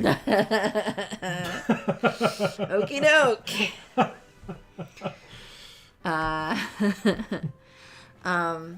But like the warm weather, it gets too hot. It gets too hot. And I'm not really a pool or beach person. I hate sand. I really hate sand. We've talked about this because people said that you were like Anakin Skywalker. Yeah, I really hate sand. Like, I don't understand the appeal of it at all. Like, my mind is blown by the fact that people love the beach. I just don't get it. Like the ocean is neat. The concept of the ocean is neat. And I love, like, underwater creatures. I find them to be fascinating. But that's kind of like the extent of, like, I can kind of keep the ocean at arm's length. I'm a terrible swimmer. Even in the pool, I'm not a good swimmer. Or a lake or something like that. I'm not big on the water. Yeah. And I love swimming. Yeah. I'm a very good swimmer, and I'm like a step below a lifeguard in terms of like my experience with water rescue and stuff like that. Like I've trained in that. I've taught that class multiple times for years. I never like got certified as a lifeguard, but I never really needed to because anywhere that I was that had water in that capacity, I was able to kind of deal with, in that way. I'm trying to figure out, is this the route? What the hell am I... Is it this way? No, this isn't a new route.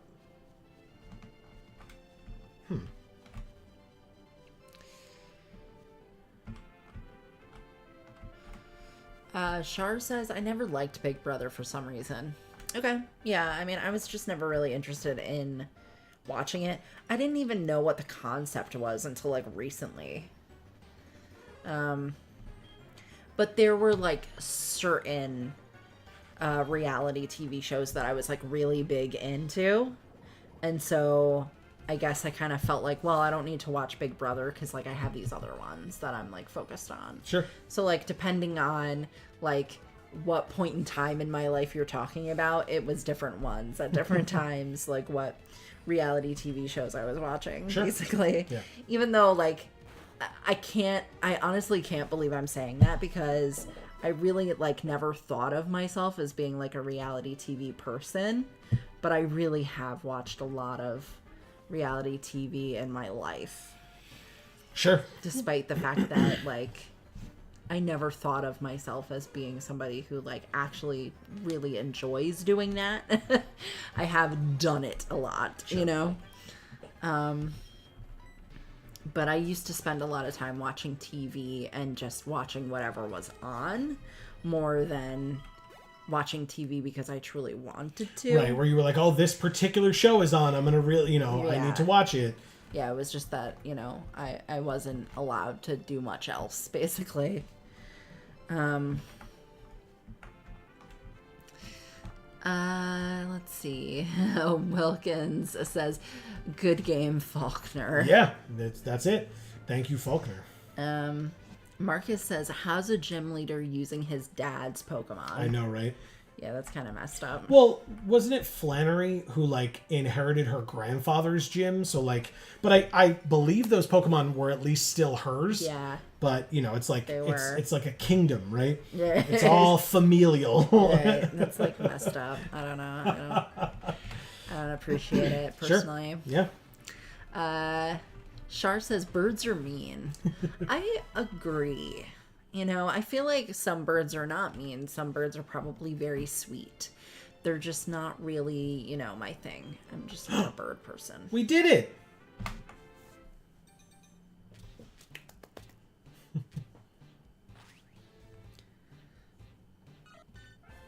Togepi hatched from the egg. It's so cute. Yes, I'm nicknaming it.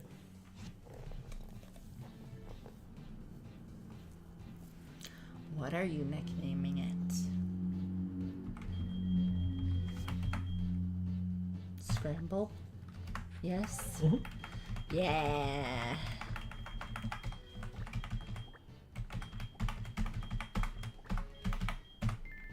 Yep. Love it. Scramble it is. Yay. Professor Elm is now calling me.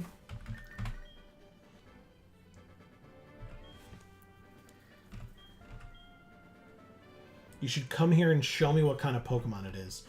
I'm not going to do that. That's a huge way out of my way.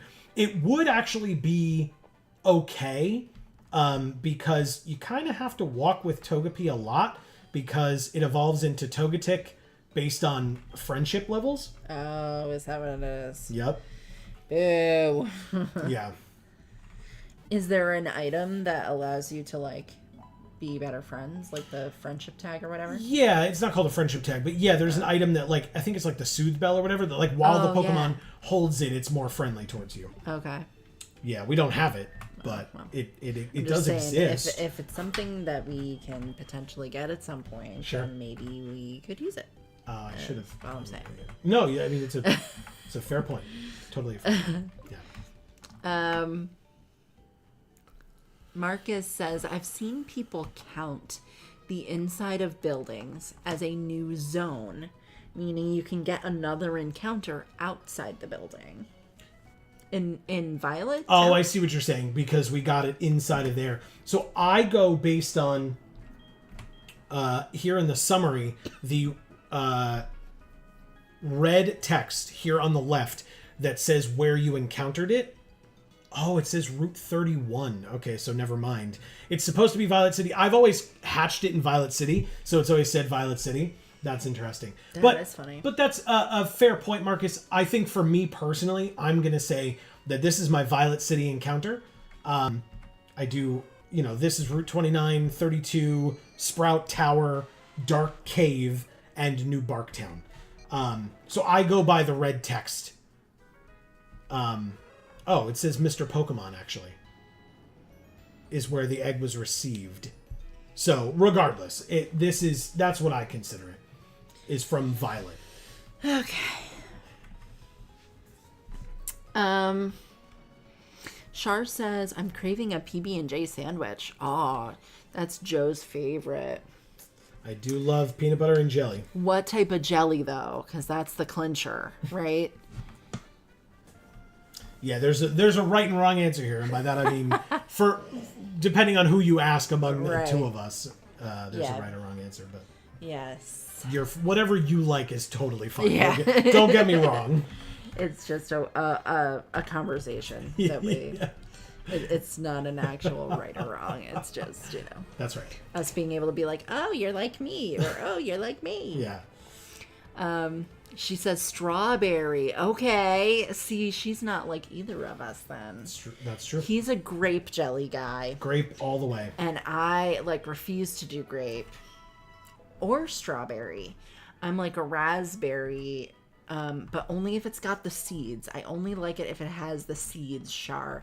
And then, but I'll do like other more interesting jellies too, like cherry or apricot. Apricot's actually my favorite. Oh, Marcus says jam is better than jelly. 100%. Agreed. Agreed. I kind of don't really care. Whether it's jam, jelly, a preserve, a marmalade, I'll do any of it. He prefers jam, though. All the way. Like, not even close. It's just, it's just a lot better. I don't know. I also like huckleberry jam, Shar says. That's really cool. I don't know that I've tried that. That's really cool, Shar. Very cool. I'll keep an eye out for that. I'll see if it's good. Yeah, that was, Joe Beretta talked about that, I think, when they made the peanut butter and PB and the J video. Yeah. Jam spreads better, Hobbs says. Does it? Mm-hmm. Okay. Yeah. It's more like solid as opposed to like where it breaks up as a jelly. Okay. Okay, by the way, we have our new Pokemon. We should check its nature. It's a jolly natured scramble, which means it has increased speed, decreased special attack. Oh. That's bad. I mean, it's not great. Although extrasensory is 80 power, 100 accuracy, special psychic type move. Oh. And this is like, so I talked about this last week, but for folks who weren't around or don't recall, Togepi/Togetic is going to be extremely important for Morty's gym. Morty's gym is the ghost type gym, and having a Pokemon that is a normal type Pokemon, so it cannot be hit by ghost type moves, that also has a psychic type move, since all of his ghost types are part poison, is going to be very, very helpful for beating that gym. Very helpful. Cool. All right. Husband Dust says, if Joe was an ice type gym leader, he might say ice types get a bad rap. I'll show you otherwise. Nice. That's right. That's absolutely right. And he would be an ice type gym leader. Totally would. I don't know what type of gym leader I would be. I like a lot of normal types. I like a lot of we've talked about this. You'd be a bug type gym leader. Yeah, I like a lot of bugs, but there's also like I feel like bugs are kind of polarizing for me. I feel like there are some that I really, really, really like and some that I really don't like. Sure. But I feel like there's probably consistently more bugs that I like than any other type. Yeah. So like I like a lot of grass types too, though. Yeah. I don't know, and I like a lot of psychic types too. Sure. I don't know.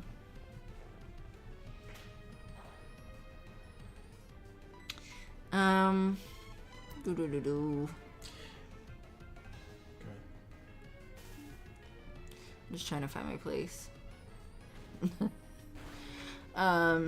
Here we go. Thanks, Hercules. Wow. Shar says, LOL, I'm playing a lot of Pokemon Go lately. Oh, okay. Tell us a little bit about that. Not too much, because there's... Joe will show me certain stuff with Pokemon Go, but then there's certain stuff he won't show me because they're Pokemon I haven't seen. I was going to say, I will just show you Pokemon that you've seen. And right. Like just today, I guess spoilers, but not really. But we're playing through Pokemon Black, so Amy has already seen a Conkeldurr, but you all haven't seen her see it yet in the series. But anyway, I showed her a Conkeldurr today, and I was like, "Oh, look, I'm fighting a Conkeldurr. You've now seen one, so you can see that I'm fighting this thing." Wilkins says, true, LMAO. What did I expect from a Pokemon with Glacier in its name? And sure, Wilkins is fine. Okay, thank you. Exactly. Marcus says, I play Go as well, Char. Wanna be friends? And then Char says, I can see Amy just walking around with a Piplup. Oh, okay. You liked your Piplup. My leg hurts tonight. Oh, I'm sorry, Char. Yeah. But yeah. Check out our pre-records. That's all I can say. I may or may not have seen or encountered or used or something Piplup. Gen 4's starter pick was the hardest for you. It was. Yeah. Hob says autumn for me, actually. I like temperate seasons, and fall has more interesting holidays than spring. Yeah, I definitely agree with you, Hob, on that one. Anakin is 100% telling the truth, and everyone laughs. How dare they? Exactly. Thank you. I don't agree with pretty much anything else Anakin has to say, but that, yes. Shar says, I like the woods more, kind of. Sad I didn't get to go camping today. Yes. I love going camping. I love the woods. I like going camping, like, I don't know. It was never like, we never did like family camping or anything like that, but I mean, I was in Scouts, so I loved doing like group camping, right? Where it becomes that type of an experience. I don't know if like just like me and you going camping, if it would be as interesting to me, you know? Yeah, sure. Yeah, I mean, I like campgrounds. They're really nice. We both worked at the same camp, so I mean, obviously that.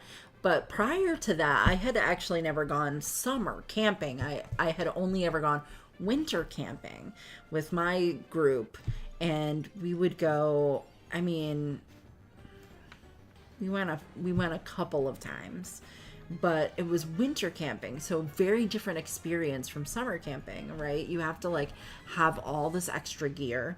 You have to have all this extra clothes to wear to bed, right? You have to bundle up to go to bed, and you'd still wake up, you know, hours before you want to, shivering, you know, because it's so cold. And when we went, it was, you know, we were a little afraid it was going to snow on our tents and stuff, but realistically, it was too cold to snow. There was no clouds. It was not going to snow, and the lack of clouds didn't insulate the heat at all. So it was like, I want to say it was either 4 or 14 degrees one of the times that we went camping. And, you know, we had like mattress pad type things, like little thin sheets of foam to put underneath our sleeping bags. And that was really it. You know, you had to have a good enough sleeping bag because it was cold as fuck. So very different experience, but I like winter camping and I like summer camping. And I'd probably like camping any time of year. But I do really love the woods. I grew up with a lot of woods on our property, and I spent a lot of time in those woods.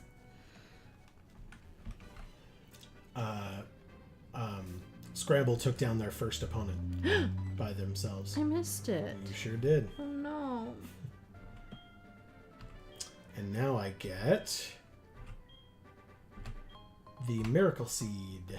Boo. You just said you like grass types. I know, but we don't have any. We caught that Bellsprout. Oh, yeah. It's not on the team, but we caught it. I just forget about Bellsprout because I don't really like it. When we caught it, though, I was like, yay! All right, youngster Albert with your Rattata. Level 6.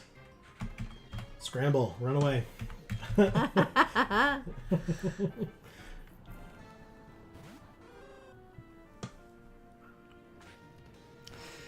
Oh, okay.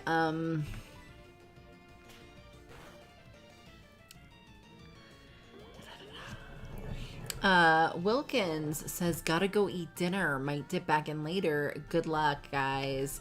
Thanks, Wilkins. I'm sure by now you're already gone, but I hope your dinner's good and we can talk about it when you get back. Enjoy it. And or if you watch on the VOD and leave a comment. Yeah, sure. That too. Scramble is level 6. Cool. Okay. 14 defense and special defense. And it learned metronome. We will not be metronoming this playthrough. No, thank you. Yeah, I feel like in the TV show, they made metronome overpowered as hell. It was very deceiving. Let's put it that way. They were like, oh, metronome's this super powerful move. And it's like, or it's like the worst ever. Yeah, basically, like, knowing our luck, right, it would use metronome and it would blow up. Right, exactly. Like use explosion or something. And then we'd have cooked eggs. Those pluses, Mr. Owl. I mean, come on, man. Do a little better.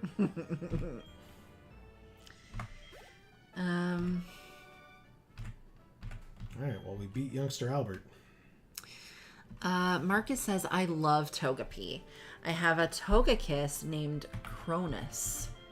Cronus? What is that? What is that a reference to? But yes, I also enjoy Togepi / Togetic / Togekiss. I like Togetic, I think, the most. No, I guess I like Togepi the most. Because it's so cute and yeah. little. Yeah. I don't know, man. I read those things about the jelly. Char says I read that as well.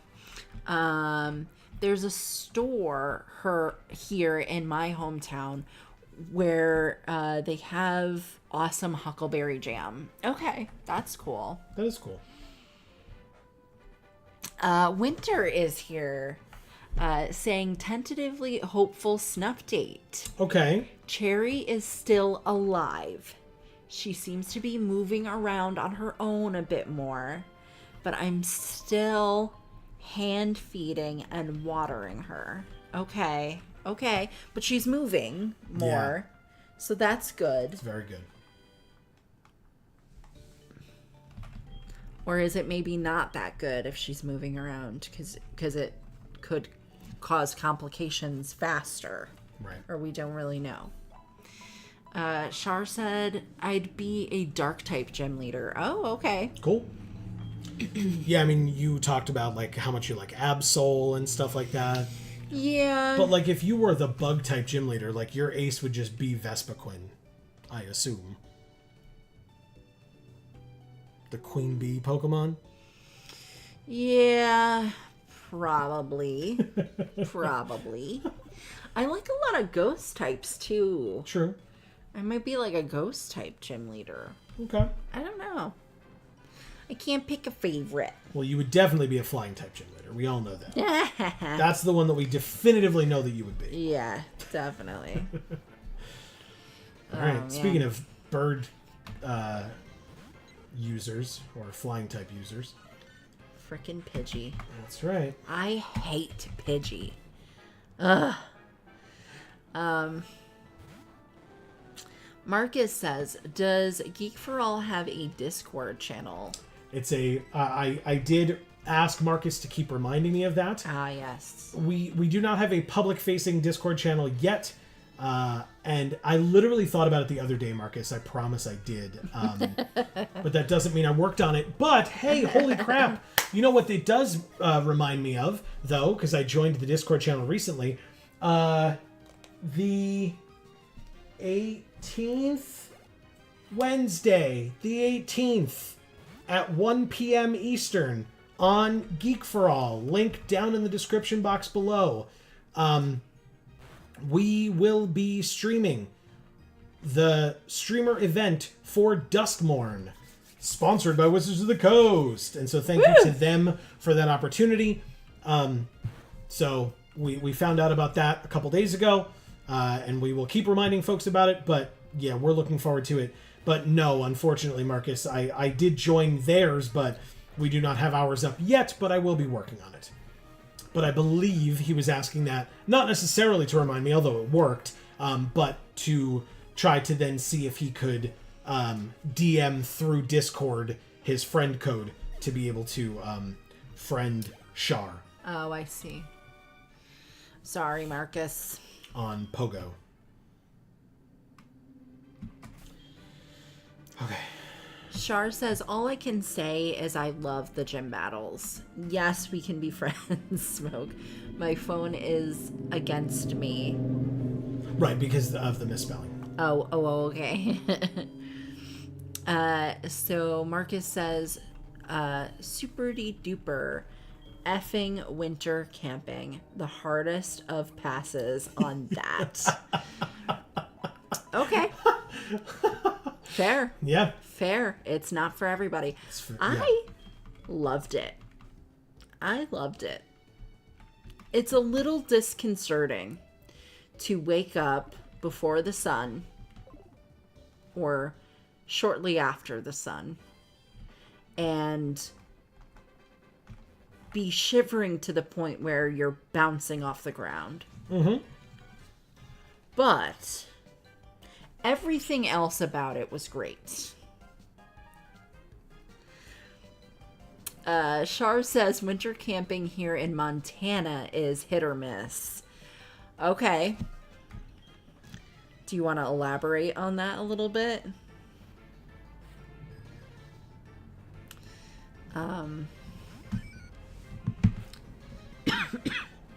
Marcus says, I saw a trainer use explosion, but the Pokemon using the move had the damp ability, stopping the explosion from happening. Yeah, damp prevents. That's cool. Damp is an ability that prevents explosion or self-destruct or whatever. Okay, so it like dampens something. Correct. It's not like it makes something moist.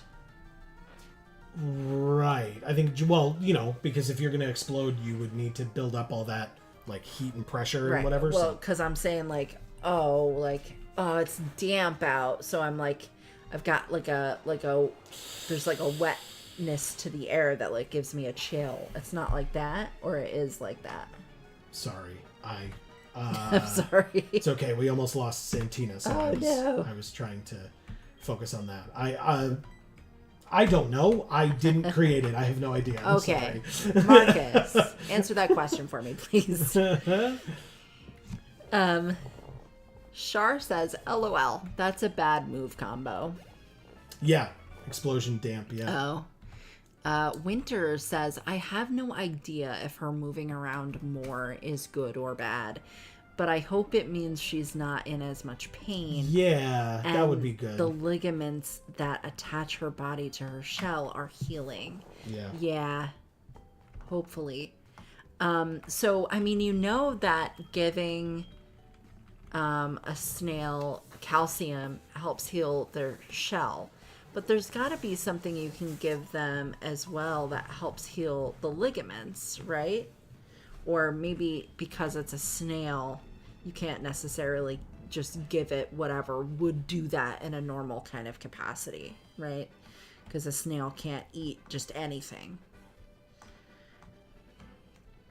Marcus says, not a gym leader, but a professor. My gimmick is the shiny phenomenon. Of course. Okay, of course. We should have known. Oh, Amy, look, it's your favorite. Oh, Goldeen. Fuck yourself, Goldeen. Jesus Christ. I fucking hate Goldeen. This might be a tough opponent. This is his only Pokemon, but Firebutt and Dwayne are weak to water. Okay, we are faster. That's a good sign. And we paralyzed it first try. Also very helpful. And it's fully paralyzed first turn. Amazing.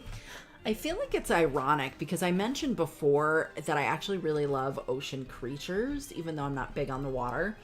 In Pokemon, I don't really like a lot of water types. Yeah. I love the move Surf. And there are certain water types I really love. But most of them, I feel like I don't like. Yeah, I mean, you've picked 2 water starters. Yeah. Over the course of the 5 generations that we've played so far. We talked about your love for Chinchou/Lantern. Yes. But yeah, there are quite a number of water-type Pokemon that I really just don't like. Like, really a lot don't like. Yeah. Like Tentacruel? Ooh. I hate Tentacruel. It's true, you do not like Tentacruel. I hate Goldeen. Like, yeah. Starmie and Staryu? The worst. Just stupid. What about Seal and Dugong? I like Wailmer. That's true. Do you like Waylord? Yeah. Okay. And I like Kyogre as well. Yes. Yes. Amy versus Goldie, and Asmenta says. Yeah, she just like strangled. Oh, God. Don't make it seem like I would do that, but I would do that. But don't tell people. Don't tell anyone. No one's watching, so you're fine. Right, exactly. This is just you and me talking You're here. right. We're not on the internet. In front of a camera with lights on us. For no reason at all. Oh, fuck.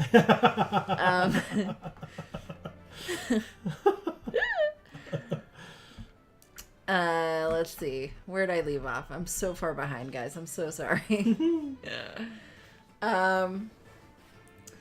Winter says, but this is its own issue because I can't keep her with any other snails for the rest of her life. So I need to separate tank. I need a separate tank for her if she pulls through. Tear face. Yeah, that's rough. I'm sorry, Winter. This is, it's not good. Yeah, it's very rough. I'm facing a splashing Magikarp with my level 7 Scramble, and it takes 2 hits to kill. Bye, Magikarp. Now you have to keep her from other snails because the other snails would injure her more. Shar says, oh, question. What time for mountain time would have to click the video to catch the beginning? Okay, so if you're talking about these streams, we're basically anything that we do, we are 2 hours ahead of you. So that would mean 8. Right. So that would mean that for you it would be 6 p.m. for our regular streams, Mondays on Geek for All for Magic the Gathering Arena, and Fridays here. It's all at 6 p.m. The one that I mentioned earlier, the streamer event, starts at 1 p.m. Eastern, which would be 11 a.m. Mountain. There you go. And again, that's if you care about Magic, which if you don't, no worries whatsoever. I just, I don't know time zones, so... I literally looked it up because I didn't either. So, I mean, I knew it immediately. Yeah. I mean, you made it seem like you did. I'm so smart. Yes. Well, that's true. I looked it up. Oh, God. Wilkins is back saying, I'm back. Hello again. Welcome back. How was dinner? Tell us about your dinner. Marcus says, I don't mind posting it in chat. We'll post when in a second. Perfect. KK, I'm propping my leg up. Okay. And in winter camping, you don't want to sweat. Sometimes it can be fun depending what you sleep in. I tend to sleep in a hammock, for instance. Oh, that's an interesting one. Okay. Okay. Okay, so we want to switch back to Scramble now because we're facing another level 5. So all of that was Char. Yeah. I kind of didn't really say that, but... I knew that. Right. Winter says, I would rather eat my own leg than go winter camping. I hate the cold so much. Oh my God, Winter. Then why is your name Winter? I love it. Amazing. I truly love the cold. I will say, a lot of people talk about like snow being so problematic and frustrating. I love when it snows. I love like walking outside when it is actively snowing. Walking through like deep snow is exhausting because it's basically anywhere that you're walking, it's like you're walking up a flight of stairs. Yeah. Because you have to lift your leg all the way out and then back in and all the way out and back in and over and over. So that's frustrating, right? But a lot of nice levels here.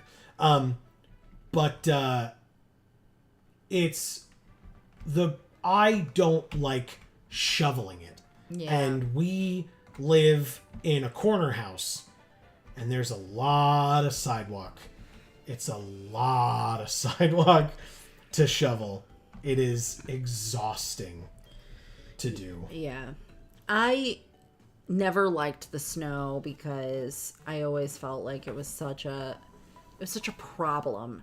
I would always like have all these jobs I had to go to, and it would always be like I'm calling is it closed? Is it not closed? Oh, it's not closed. Well, I'm still going to be late because it's going to take me like so long to clean all the snow. When I lived at my parents' house, we had a very, very long, very, very steep driveway. Yes, you did. And in a lot of instances, I would have to shovel it myself so that I could go to work. And one of the jobs I had, I would wear heels to work every day. So I was out there in heels. I mean, I didn't wear stilettos. I've never been that kind of person. Chunky heels. But I would be wearing chunky heeled boots or something like that out in the snow, shoveling my very long, very steep driveway so that I could get out and go to work. So that's really why I hated snow, I think, as much as I always did. And because when I was a kid, I would always love like having a snow day, but I'd always like want to go do stuff then. So I'd be like, oh, like we're off from school. Like I want to play with my friends, or I want to like go shopping, or, I would feel like so excited because of the snow day and being off from school that I'd want to be like very active and like out doing things. But when it's snowing, you can't, which is the reason why we couldn't go to school. So like that was frustrating for me as well as a kid. That was a really good level up for Scramble. Hell yes, Scramble. Way to go. So, I mean, like, we would go out and play in the snow, but we didn't have, like, a ton to do. We did have sleds, like the big disc sleds and stuff, but we lived on a mountain. So it was steep, and one time we got, like, stuck out there. And we actually had to like depend on our neighbors across the street to like come and save us. Literally, like they brought rope and they were wearing sneakers, so they had like more traction than the snow boots did that we were wearing as kids. But like our mom came out in her snow boots, but like our neighbors across the street like literally had to like save us because we had like slid down so far and like into the thatchiness and stuff like that, and we like couldn't get out because of the ice, and we just didn't have enough traction on our boots. So she had to come in her sneakers with a rope and like literally help us. Yeah, it was very scary. Speaking of scary, this fight was a little scary. But we did it. Way to go, Scramble again. Perfect. Okay. And it wasn't even like a neighbor that we were close to. Like we didn't have like a rapport or like a good relationship with this neighbor. It was just like we were just like in a really scary situation. Sure. And she happened to be around, So, yeah, not great. No. Nope. And I've gotten in car accidents, like not severe ones, but I've gotten in car accidents in the snow. Like before I kind of learned that like put it in low gear. I always forget that. And it's so important. It really is. So if you drive an automatic, right, you don't learn like how to sort of use the other gears other than drive, really, and reverse, of course. Because you're in an automatic, so the car is supposed to automatically switch those gears for you, right, to accommodate whatever you're trying to do in the vehicle. But the car doesn't know. The car doesn't know that you're in all of a sudden in a very slippery situation with the car.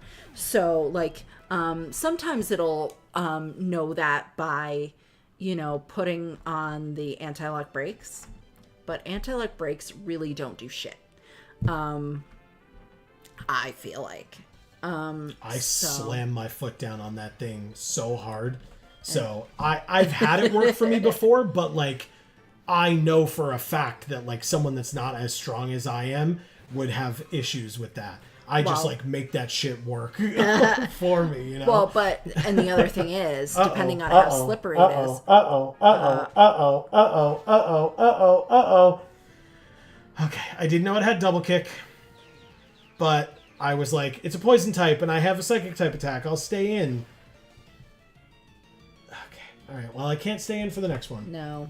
All right. Sorry I interrupted you, but That's fine. That was scary. Yep, it sure was. Sorry, Scramble. I'm saying that a lot tonight. The things are scary. Yeah, fuck your double kick.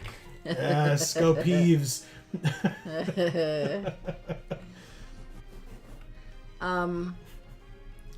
But yeah, anti-lock brakes have like never done anything for me. I did have a vehicle at one point where, I guess there was something wrong with one of the wheels, or like the way the wheel was attached or something, where every time I would drive it in the snow, even with good tires, even with snow tires on the car, I would fishtail all over the place.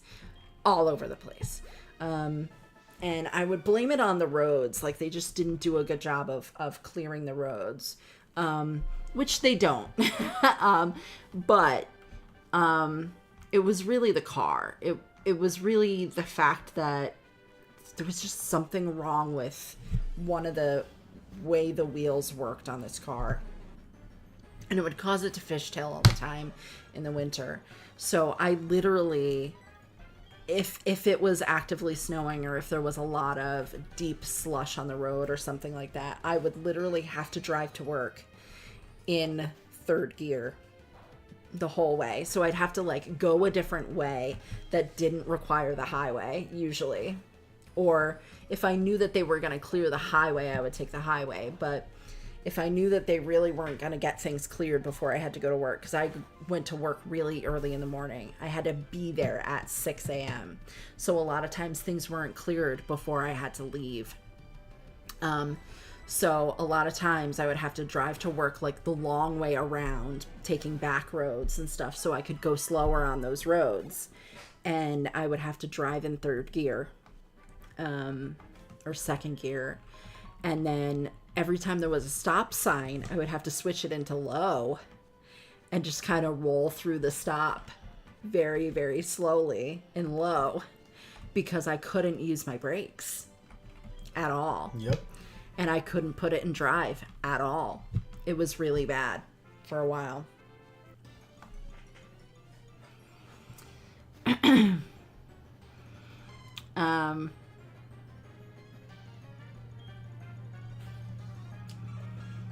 I don't believe this is a new area, so I don't think I get this Mareep as an encounter.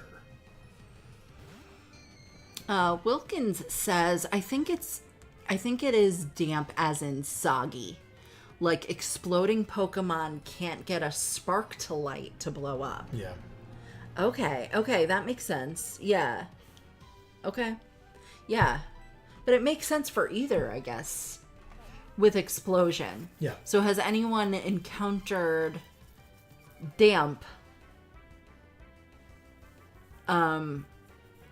causing any other types of moves not happen? Explosion and self-destruct. It talks about that. Yeah. Oh, that's it. Yeah. Oh, okay. So then it sounds more like it's damp as in soggy. So it's not dampen, because if it was dampen, it would do it to a lot more different types of moves. Right. Okay, gotcha. Okay. Yeah, it's just specifically the explosive ones. Marcus gives his number there. I won't read it out loud. Winter says, I've been giving her bloodworms for protein, but I have no idea if it's helping. Either way, she is loving the treats. Good. I'm glad. I'm so glad she's enjoying them. That is good. At that point, it could just be, a quality of life improvement that's helping her heal, Like, if she likes that particular treat that much more than whatever else she was eating, then maybe, maybe it gives her the will to and the ability to heal herself more. Shar says, I need a way to copy and paste or I won't remember. Can I give you my Discord? To Marcus. Winter says, Goldeen is one of my favorite Pokemon. Resting bitch face. I despise Goldeen, Winter. I am so sorry, but I literally hate Goldeen. But so the whole reason behind that is just because... Sorry, I was looking something up. When I had to face Goldeen, it would always like kick my ass to such a degree because it was using Peck. And I would get like so offended by the fact that it was a fish and it was using a flying type move. Because you were using grass type moves or Pokemon or Right. both against it because it was a water type. Right. So I was like, I'm doing this correctly. You know, I'm going in and putting in the right type of Pokemon against that type of Pokemon. Like, this should be working a lot better. And it doesn't because this fucking fish just has Peck as one of its moves, which it should just not be allowed to have. And I was like really pissed off about it. And it like did a number on me and my team like every time I encountered one. So yeah. It just really pissed me off. And I don't like birds to begin with. So like a fish that has a bird move basically, nah, get out of here. Oh. All right. Well, I talked about a new area and encounters. Union Cave. Let's see what... Oh, right. We don't want... Sorry, we don't want Scramble up top for this, though. Who would be the best choice here? Not Santina. There's ground types in here. Maybe Peeves? Not Mr. Owl, either. So, yeah, let's try Peeves. Okay. First option is... Okay, we already have a Rattata. No problem. No problem.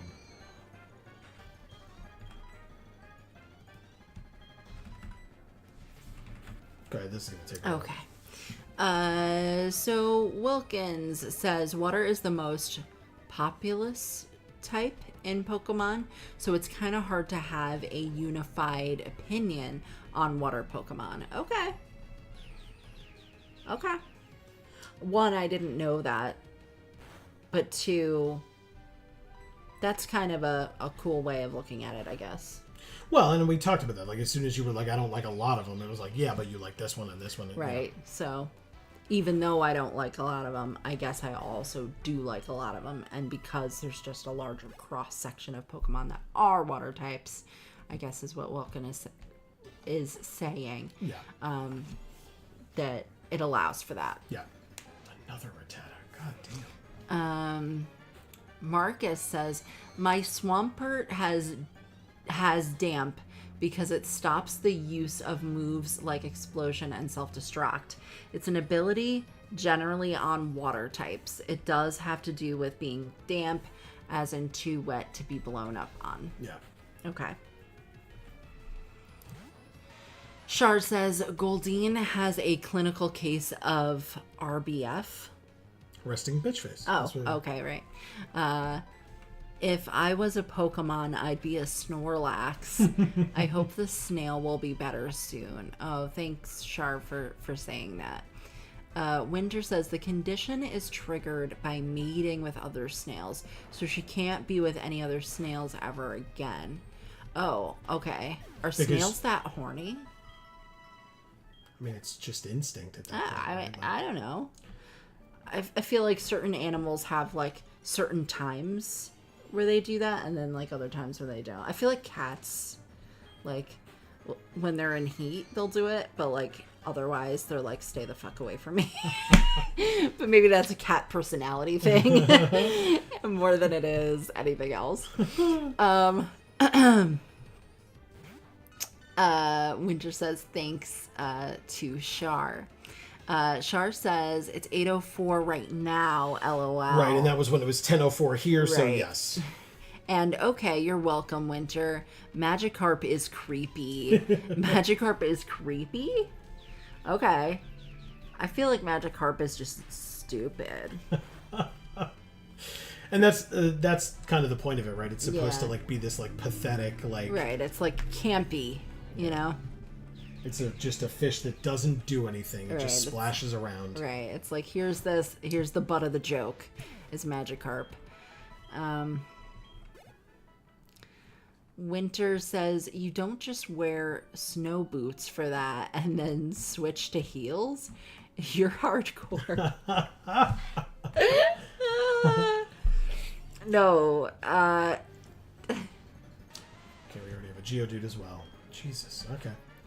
So that was a time when it was super icy, and what we were trying to do is sled on the actual yard on top of the snow, not like, you know, shovel the driveway at that point. Right. You were talking about shoveling the driveway before going to work and wearing heels. Right. Oh, and you're just asking if I just switch shoes? Right. Why wouldn't you? They're saying, why wouldn't you just wear boots, shovel the driveway, go back inside, swap to your heels, and then go to work? Well, so my heels were boots, and I didn't really have snow boots at that point in my life. And even if I did, like, I don't know that I really would have, like, done that. The boots that I had with the heels were sufficient enough for me to do that in. It wasn't like a scary situation. Good crit, Peeves. God damn. Otherwise, I wouldn't have been capable of doing it, and I wouldn't have tried. Shar says, Amy's a trooper. I'd have shoveled 2 inches, then said nope, and went back in. I didn't have that ability because if everybody else calls out, because of course they do, then I have to go. Yep. Yeah, I know for me, like when I have to shovel in like snowy weather or whatever, I mean Amy talked about it before, I get so sweaty. Yeah. So sweaty. And like to the point where like I'll go out in like a sweatshirt and it'll be like maybe it's even actively snowing or like, you know, freezing rain or whatever. And I'll go out and I'll shovel and I'll come back in and my sweatshirt that I'm wearing will just be dripping wet. And it like I genuinely don't know like how much of it is sweat and how much of it is like melted snow on my warm sweatshirt. No idea. But I like it. The idea of shoveling before you go to work is so foreign to me because I would need to get up, go out, shovel, come back in, shower, go back at like, nope. Yeah. I didn't have that option, and I didn't need it. It was cold, so I wasn't sweating to that degree. Doesn't matter how cold it is for me, man. Does not matter. Yeah. You're happy I beat a Nidoran female with yeah. Like very easily too. Winter says I almost died in a snowstorm once. Not a fan. Wow. Ooh, that's scary. In like a vehicle or like you were out in just physically out in a snowstorm and it was bad for you in that way. Yeah.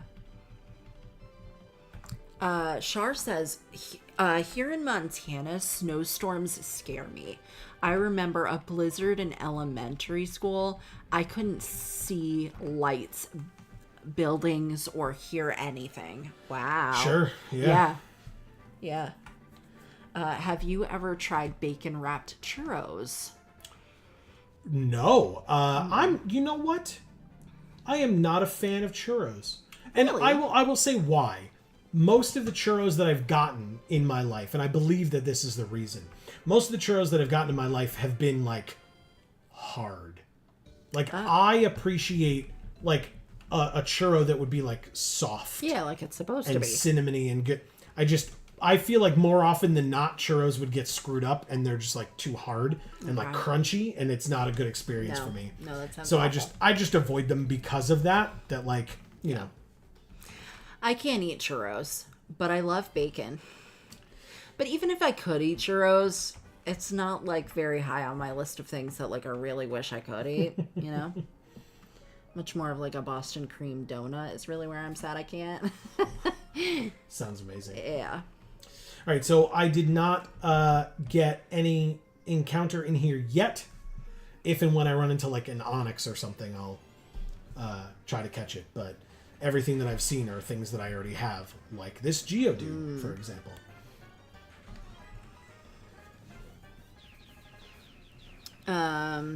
Winter says bacon wrapped churros is how I want to die. Like you love them that much where like you could die happy if you were eating a bacon churro.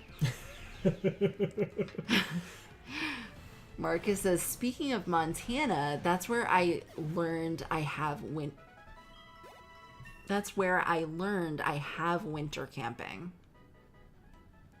Like where you learned about the winter camping. The existence of winter camping? Oh. Yeah, explain that a little bit, Marcus. I'm sorry.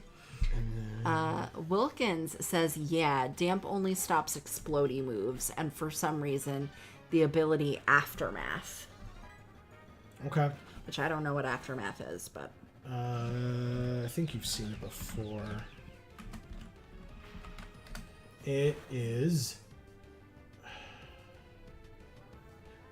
if it's knocked out with a move that makes contact, the Pokemon that knocked it out will receive 25% of its own maximum HP in damage. Oh, interesting.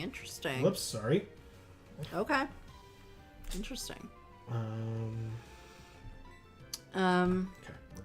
Char says, I got the number a safer way than giving me Discord name. Marcus's okay. thing. Winter says, some fish have beaks, though. I mean, do you mean like octopi? I love octopi. And turtles, sort of. And squids. But none of those are really fish. Correct.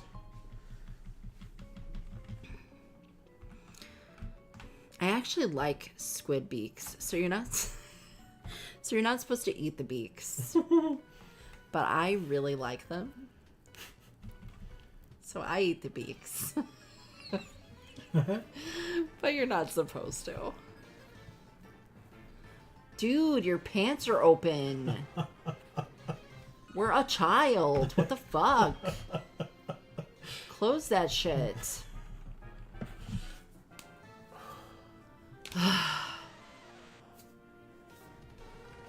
Oh. Stupid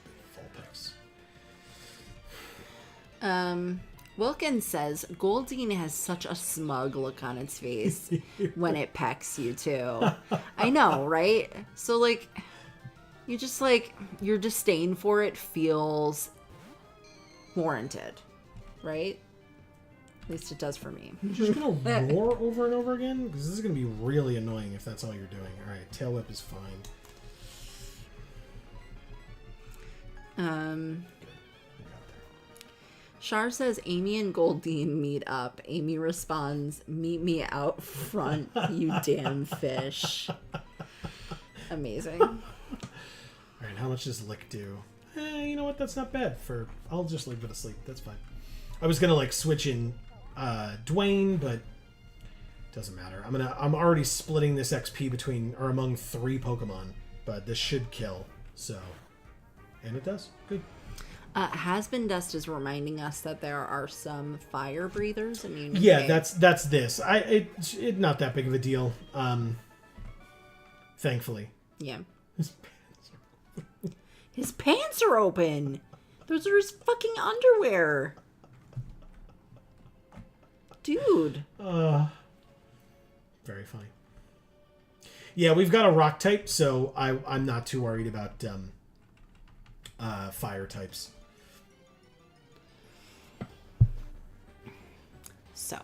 Here's our encounter. A level 9 Zubat. Zubat. And so we will switch to Peeves.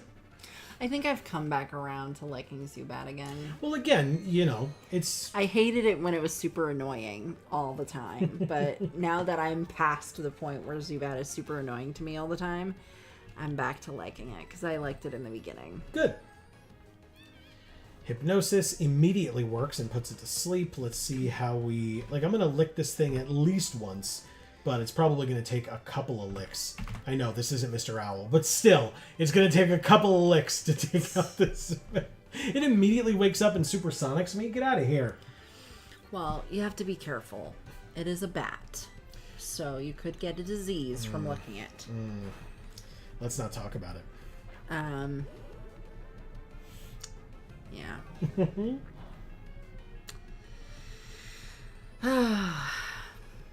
Yeah, snapped out of confusion. Way to go, Peeves. Screw your leech life, man. Get out of here.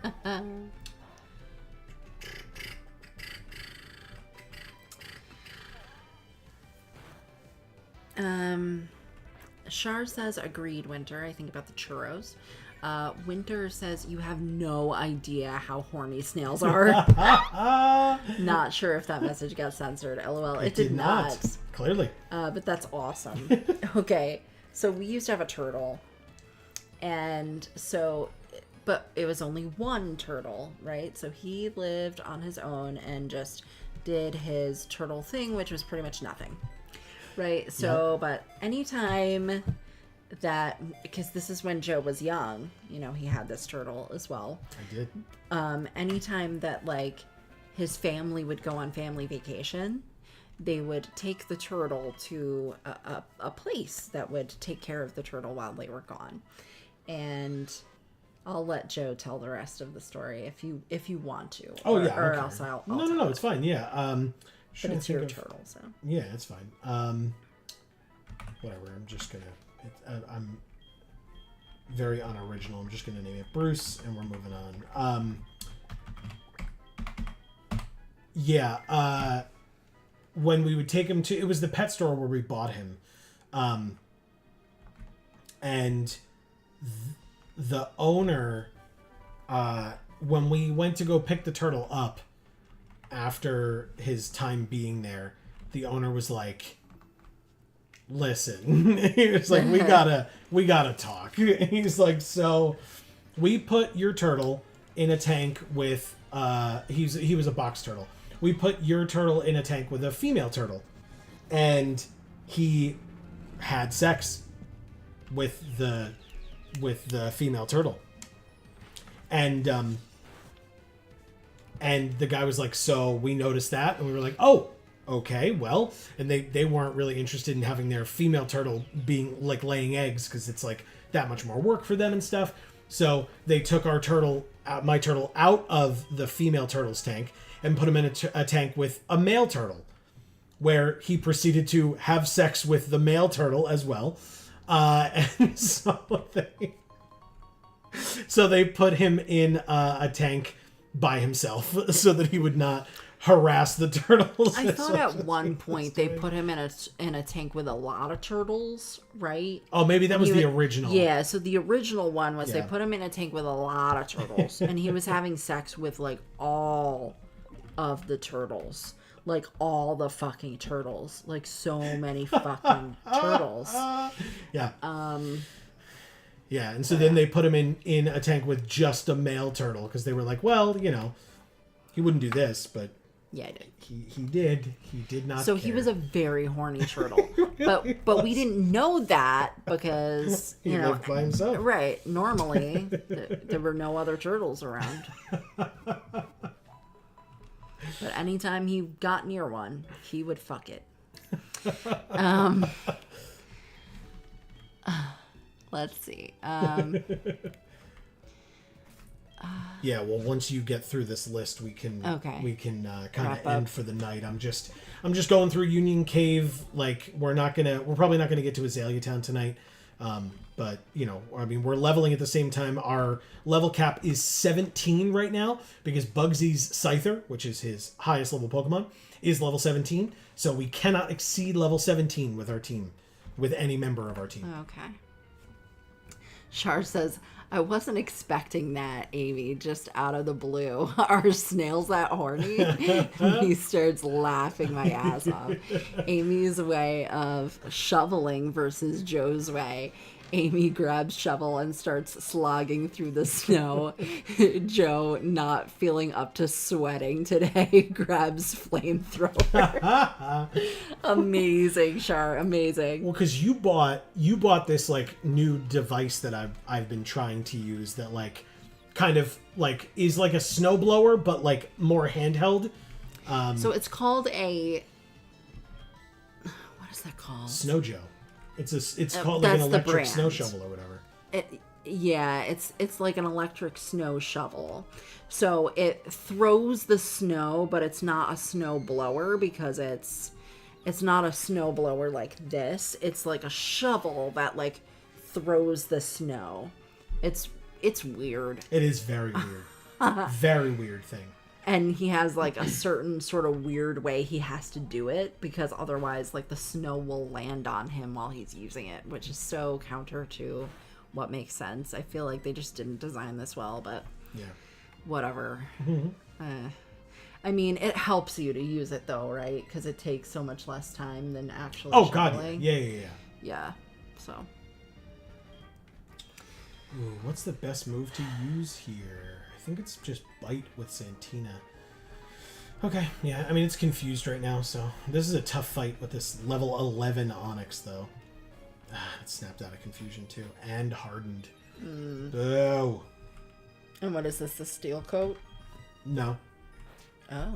No, it's just, an Onyx. No, but it's, like, shiny. No, that was it, hardening. Oh, okay. It just used harden. I just didn't realize that was made it look different to use harden. What, you think this looks different like now? White. It's like instead of gray. That's just how this game depicts Onyx. Oh, I see. Okay. I thought it had like a steel coat on or something. No. That's the metal coat is a thing that exists for Onyx, but not this Onyx. Okay. And it wouldn't look any different because like whatever hold item you have doesn't make the Pokemon look different. Sure. Sure. I should have known that too. It's how dare you not remember? I know.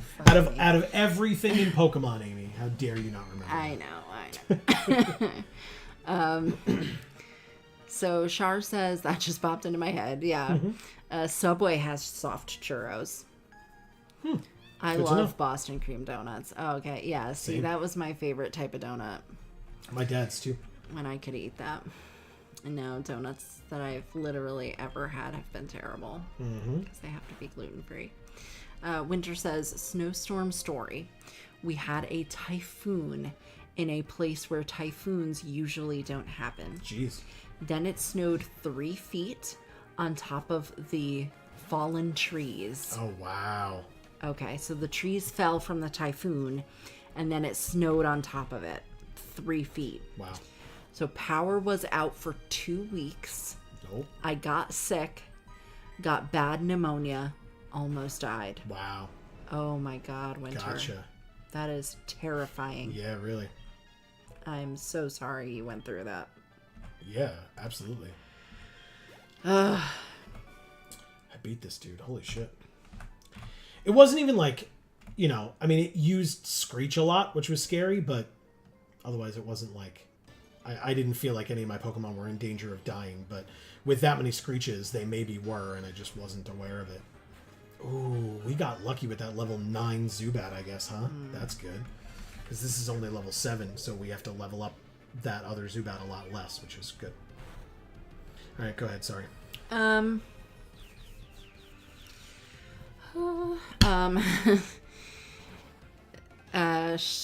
Marcus says, why I hate winter camping. Still don't remember why I agreed to go. Oh, Marcus. Yeah. Well, you'll never make that mistake again. Yeah, I guess not. Sure. One and done. Yeah. Char says, well, I'm glad you're here today, Winter. Still confused on how you hate Winter, but it's your name, LOL. Then again, everything confuses me. Winter says, thanks, and you'd have to ask my parents. I'm not the one who named me that, LOL. Gotcha. That's your actual name, Winter? Wow, I didn't know that. I just assumed it was your screen name that you chose.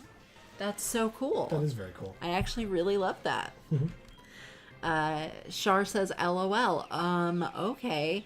Then random creepy trainer. Ninetales is evil. So that was the trainer that had his pants open. Oh. Is what they're referring to. Okay. And then that trainer had a Vulpix. Okay. And saying that Ninetales, its evolution, is evil. Oh, okay. Turtle turtling, I am turtle. Angry turtle, turtling, I am turtle. Fuck. Yeah, it's the is that from Master of Disguise? Was that the name of that movie? With Dana Carvey? Oh my gosh, wow. Okay. Hasbin says, how much more does Joe plan to do in this episode? It's a damn good question. Like I said, Hasbin we're finishing up. Yeah, when Amy gets through all of you awesome folks leaving your messages in chat, then we can actually wrap it up. That's all. Winter says, at least you know he had a good time while you were gone. Referring LOL. to Buddy at the turtle. Yes, that is true. Yeah. So he had a vacation just the same as they did. Really, really good vacation. Yeah. That's quite the vacation. All right. Char says, and you're welcome, Winter. Hob says, I have been listening the entire time, but retaining almost nothing. No idea what's going on in game. CD's done. Oh, awesome. Okay, At least you got congrats. the CDs done. Yeah.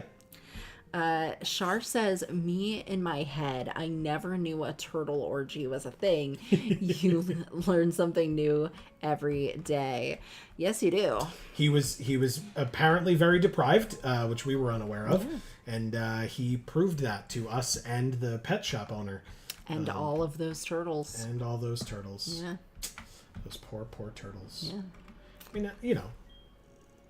I hope they liked it as well. Hopefully there was consent there. We don't know that, but we hope. Had to know that was coming. Winter says, I still remember the old meme that went around of a screenshot of the news and a quote from a man who used a flamethrower to clear his driveway. I don't have time for all this white bullshit. Wow.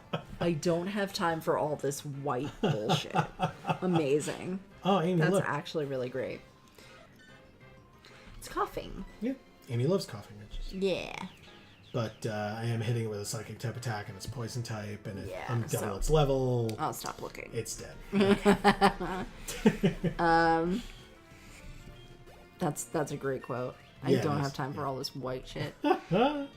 Bullshit. Char says, how the hell did I get a chip in my hair? Nice. I've got to be careful with carbs and sugar and not having enough of either. I hate being diabetic. Sure.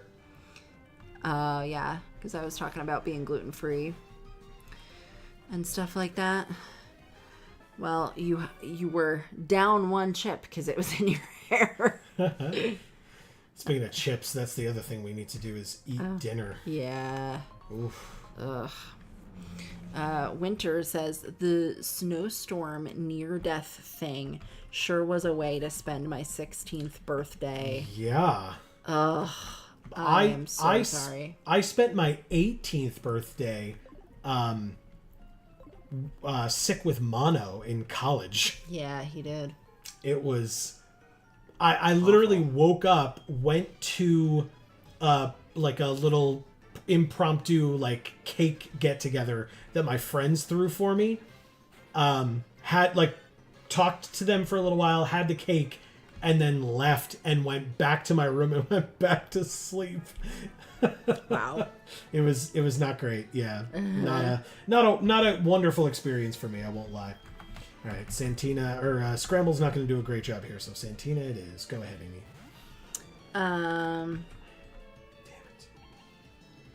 Winter says, the X is a pun on my last name, but I feel the need to change it now that Elon Muskrat has made X's kind of cringe. Sure.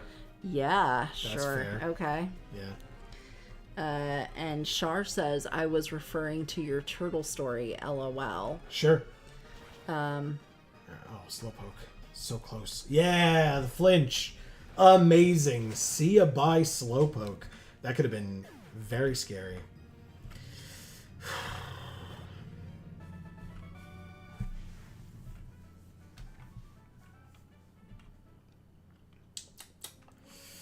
Okay.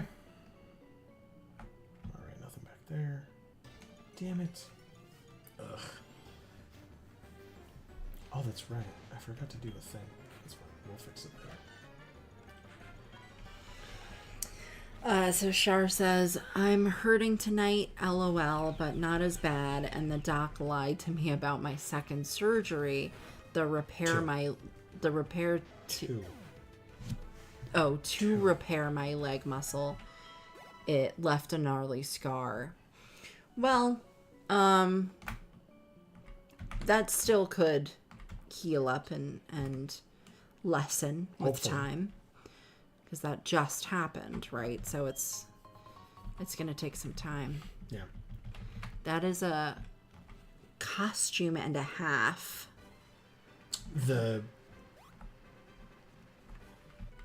Damn it. Which one? Are we talking about the fire breather costume? Oh. Oh no, there was the Pokemaniac dressed like he had like a big like dinosaur costume. Oh yeah. Okay, cool. And Hasbin says, Amy caught up. Yes, I did. And Shar says true. So, yes, I am caught up. We can wrap up the stream. That's right. And we will be back with this next Friday. Yeah. Yeah, and I did actually make it basically to Azalea Town, which is quite a nice feat that I've accomplished. And then, like I said, we're trying to get the team up to level 17. I will not do that in between this week and next week because we've still got the Slowpoke Well to do. We've got some encounters in the area to get. We can go through the forest as well. So Shar says the green one, meaning the costume, rolling over still sucks. Oh, yeah, probably. Probably for a while. Or of course. I said I'm sure and of course at the same time. And just said I'm course. Ooh, yeah, exactly. So of course. Winter says, hold on, I can extend this stream another hour with snail facts. We just said we have to go eat dinner. Yes, we still haven't eaten. Even though it's almost 11, so we are going to go. Dust is trying to leave as well. Winter says, a snail emoji. Fact number 1, snails are cute. Yes, they are. We saw a very cute picture of a snail today. That was the snail's body was see-through. And it was eating a blade of grass. And so the blade of grass was in its mouth, and you could see the top of the blade of grass that was inside of it through its face. And it was very cute. Hab says, signing off, good stream. Thank you, Hab. Thank you, Hab. You appreciate it. Or it was good to have you for the stream. Yeah. Shar says, LOL, hey, Winter, look up the chill and chat on Discord. That's my server. I'm trying to get new people on there. Thanks, guys. You were awesome as always. Thank you, Shar. That's so kind. In fact, Amy, we had a lot of really awesome people. I still have 3 more things. Oh, to I'm read. So sorry. I just stayed with it because of Shar again. Go ahead. Winter says, LMAO, thank you for the stream. Enjoy your dinner. Thank you. Husband Dust says, Amy will see the first Rocket executive and his new name and design. Fun fact, in Slowpoke, the last battle is only a grunt, but here it was changed to the 4th executive. Yeah. I don't understand that. Maybe next episode. Yeah, you'll see it next time. Okay. Next week. And Winter says, Wilkins says, thanks for the fun stream. Enjoy your dinner. Thank you. And Winter says, thanks for the invite, Shar, but I don't use Discord servers much. I never remember to check them. And then Shar laughs. I've been there as well. Yeah, no, we have similar issues with Discord. I have to say, nice. Scramble now among the rest of the group in terms of level. We got it at level 1 when everybody else was level 13, and now Scramble is level 14 with everybody but Firebutt at that level as well. Nice. Shar says, I need new friends on other apps starting hunting, and you're welcome. Husband Dust says, in good and gold, I think, and silver, the final battle of the Slowpoke, was only a grunt. It is what I mean. Yeah. And have a good night and enjoy dinner. My time is the same as yours. Gotcha. Okay, cool. So then, we will be back next Friday at 8 p.m. Eastern Time. Yes. Right here on this channel, live. Hopefully you will all be able to join us if that is something that you want to do. We would love to have you.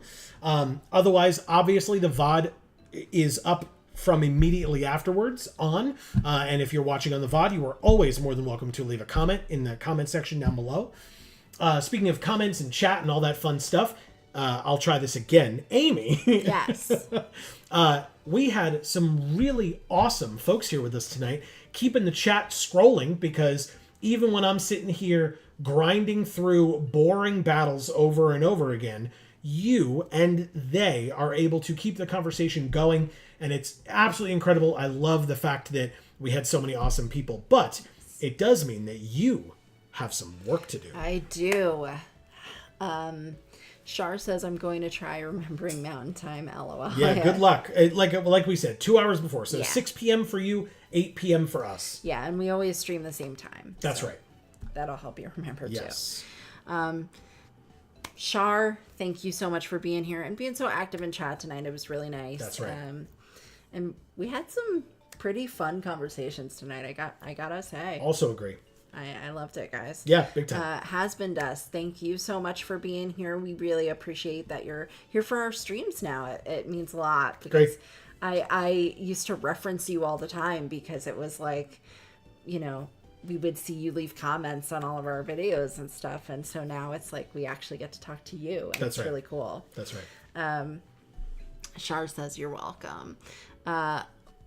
Wilkins, thank you so much for being here. I'll say the same thing to you that I said to Has Been Dust. You know, we really appreciate that you're here in our streams now to watch the Nuzlocke, and that, you know, we get to interact with you in a more proactive way as opposed to just, you know, responding to a comment that you leave on a pre-record. Not that there's anything wrong with that. We love that. Yeah, we do. But it's great that we actually get to like talk to you in real time too. That's right.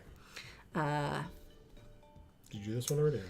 Winter, thank you so much for being here. You're incredible. I'm so happy to hear that Cherry is doing a little better, and I hope that trend continues. That's right. And thank you for making the time to come here even after your work day, right. And stuff. It's really nice to have you. So yeah. Hob, thank you so much for being here.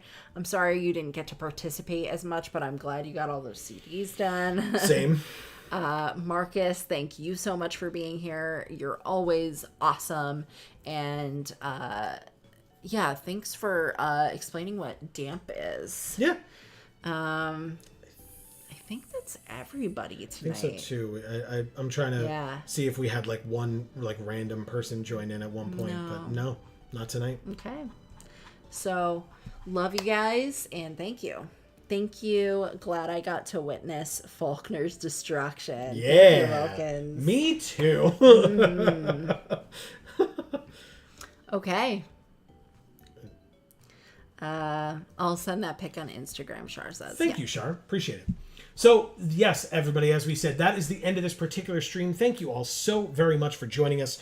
We will be back next Friday with more of this at 8 p.m. Eastern. We'll be going through Azalea Town. Will we be able to face the gym leader? I hope so by the end of the stream. Can't guarantee it. We will have to wait and see because, again, I want to try to be very disciplined about when we are facing these gym leaders and what level our Pokemon are when we do so, because getting complacent is when we lose Pokemon, and I don't want to do that. So, you know, here we are. Shar says, good night, friends. Good night, Shar. But as a reminder, we will actually be back next time live on Geek for All. By the way, links down in the description box below for our other 2 channels, our Magic the Gathering channel, Geek for All. And Gluten Free for All. As well as the links to our socials that we mentioned earlier, including Gluten Free for All's Instagram especially. So you can go check all of those out. We would love to have you over there too. Yes. But yeah, we'll be back on Monday at 8 p.m. Eastern on Geek for All, like I said, link down below, for some more Magic the Gathering Arena as we play every Monday at 8 p.m. Eastern. And we would love to have you there if that is something that you are interested in. Marcus says, have a great weekend, everyone. You too. Marcus, as well as everybody, like he said. Great weekend. Yes. Hopefully to each and every one of you. And, in fact, between now and the next time that we see you, whenever that happens to be, please continue to stay safe and happy and healthy. That is to you and yours super important.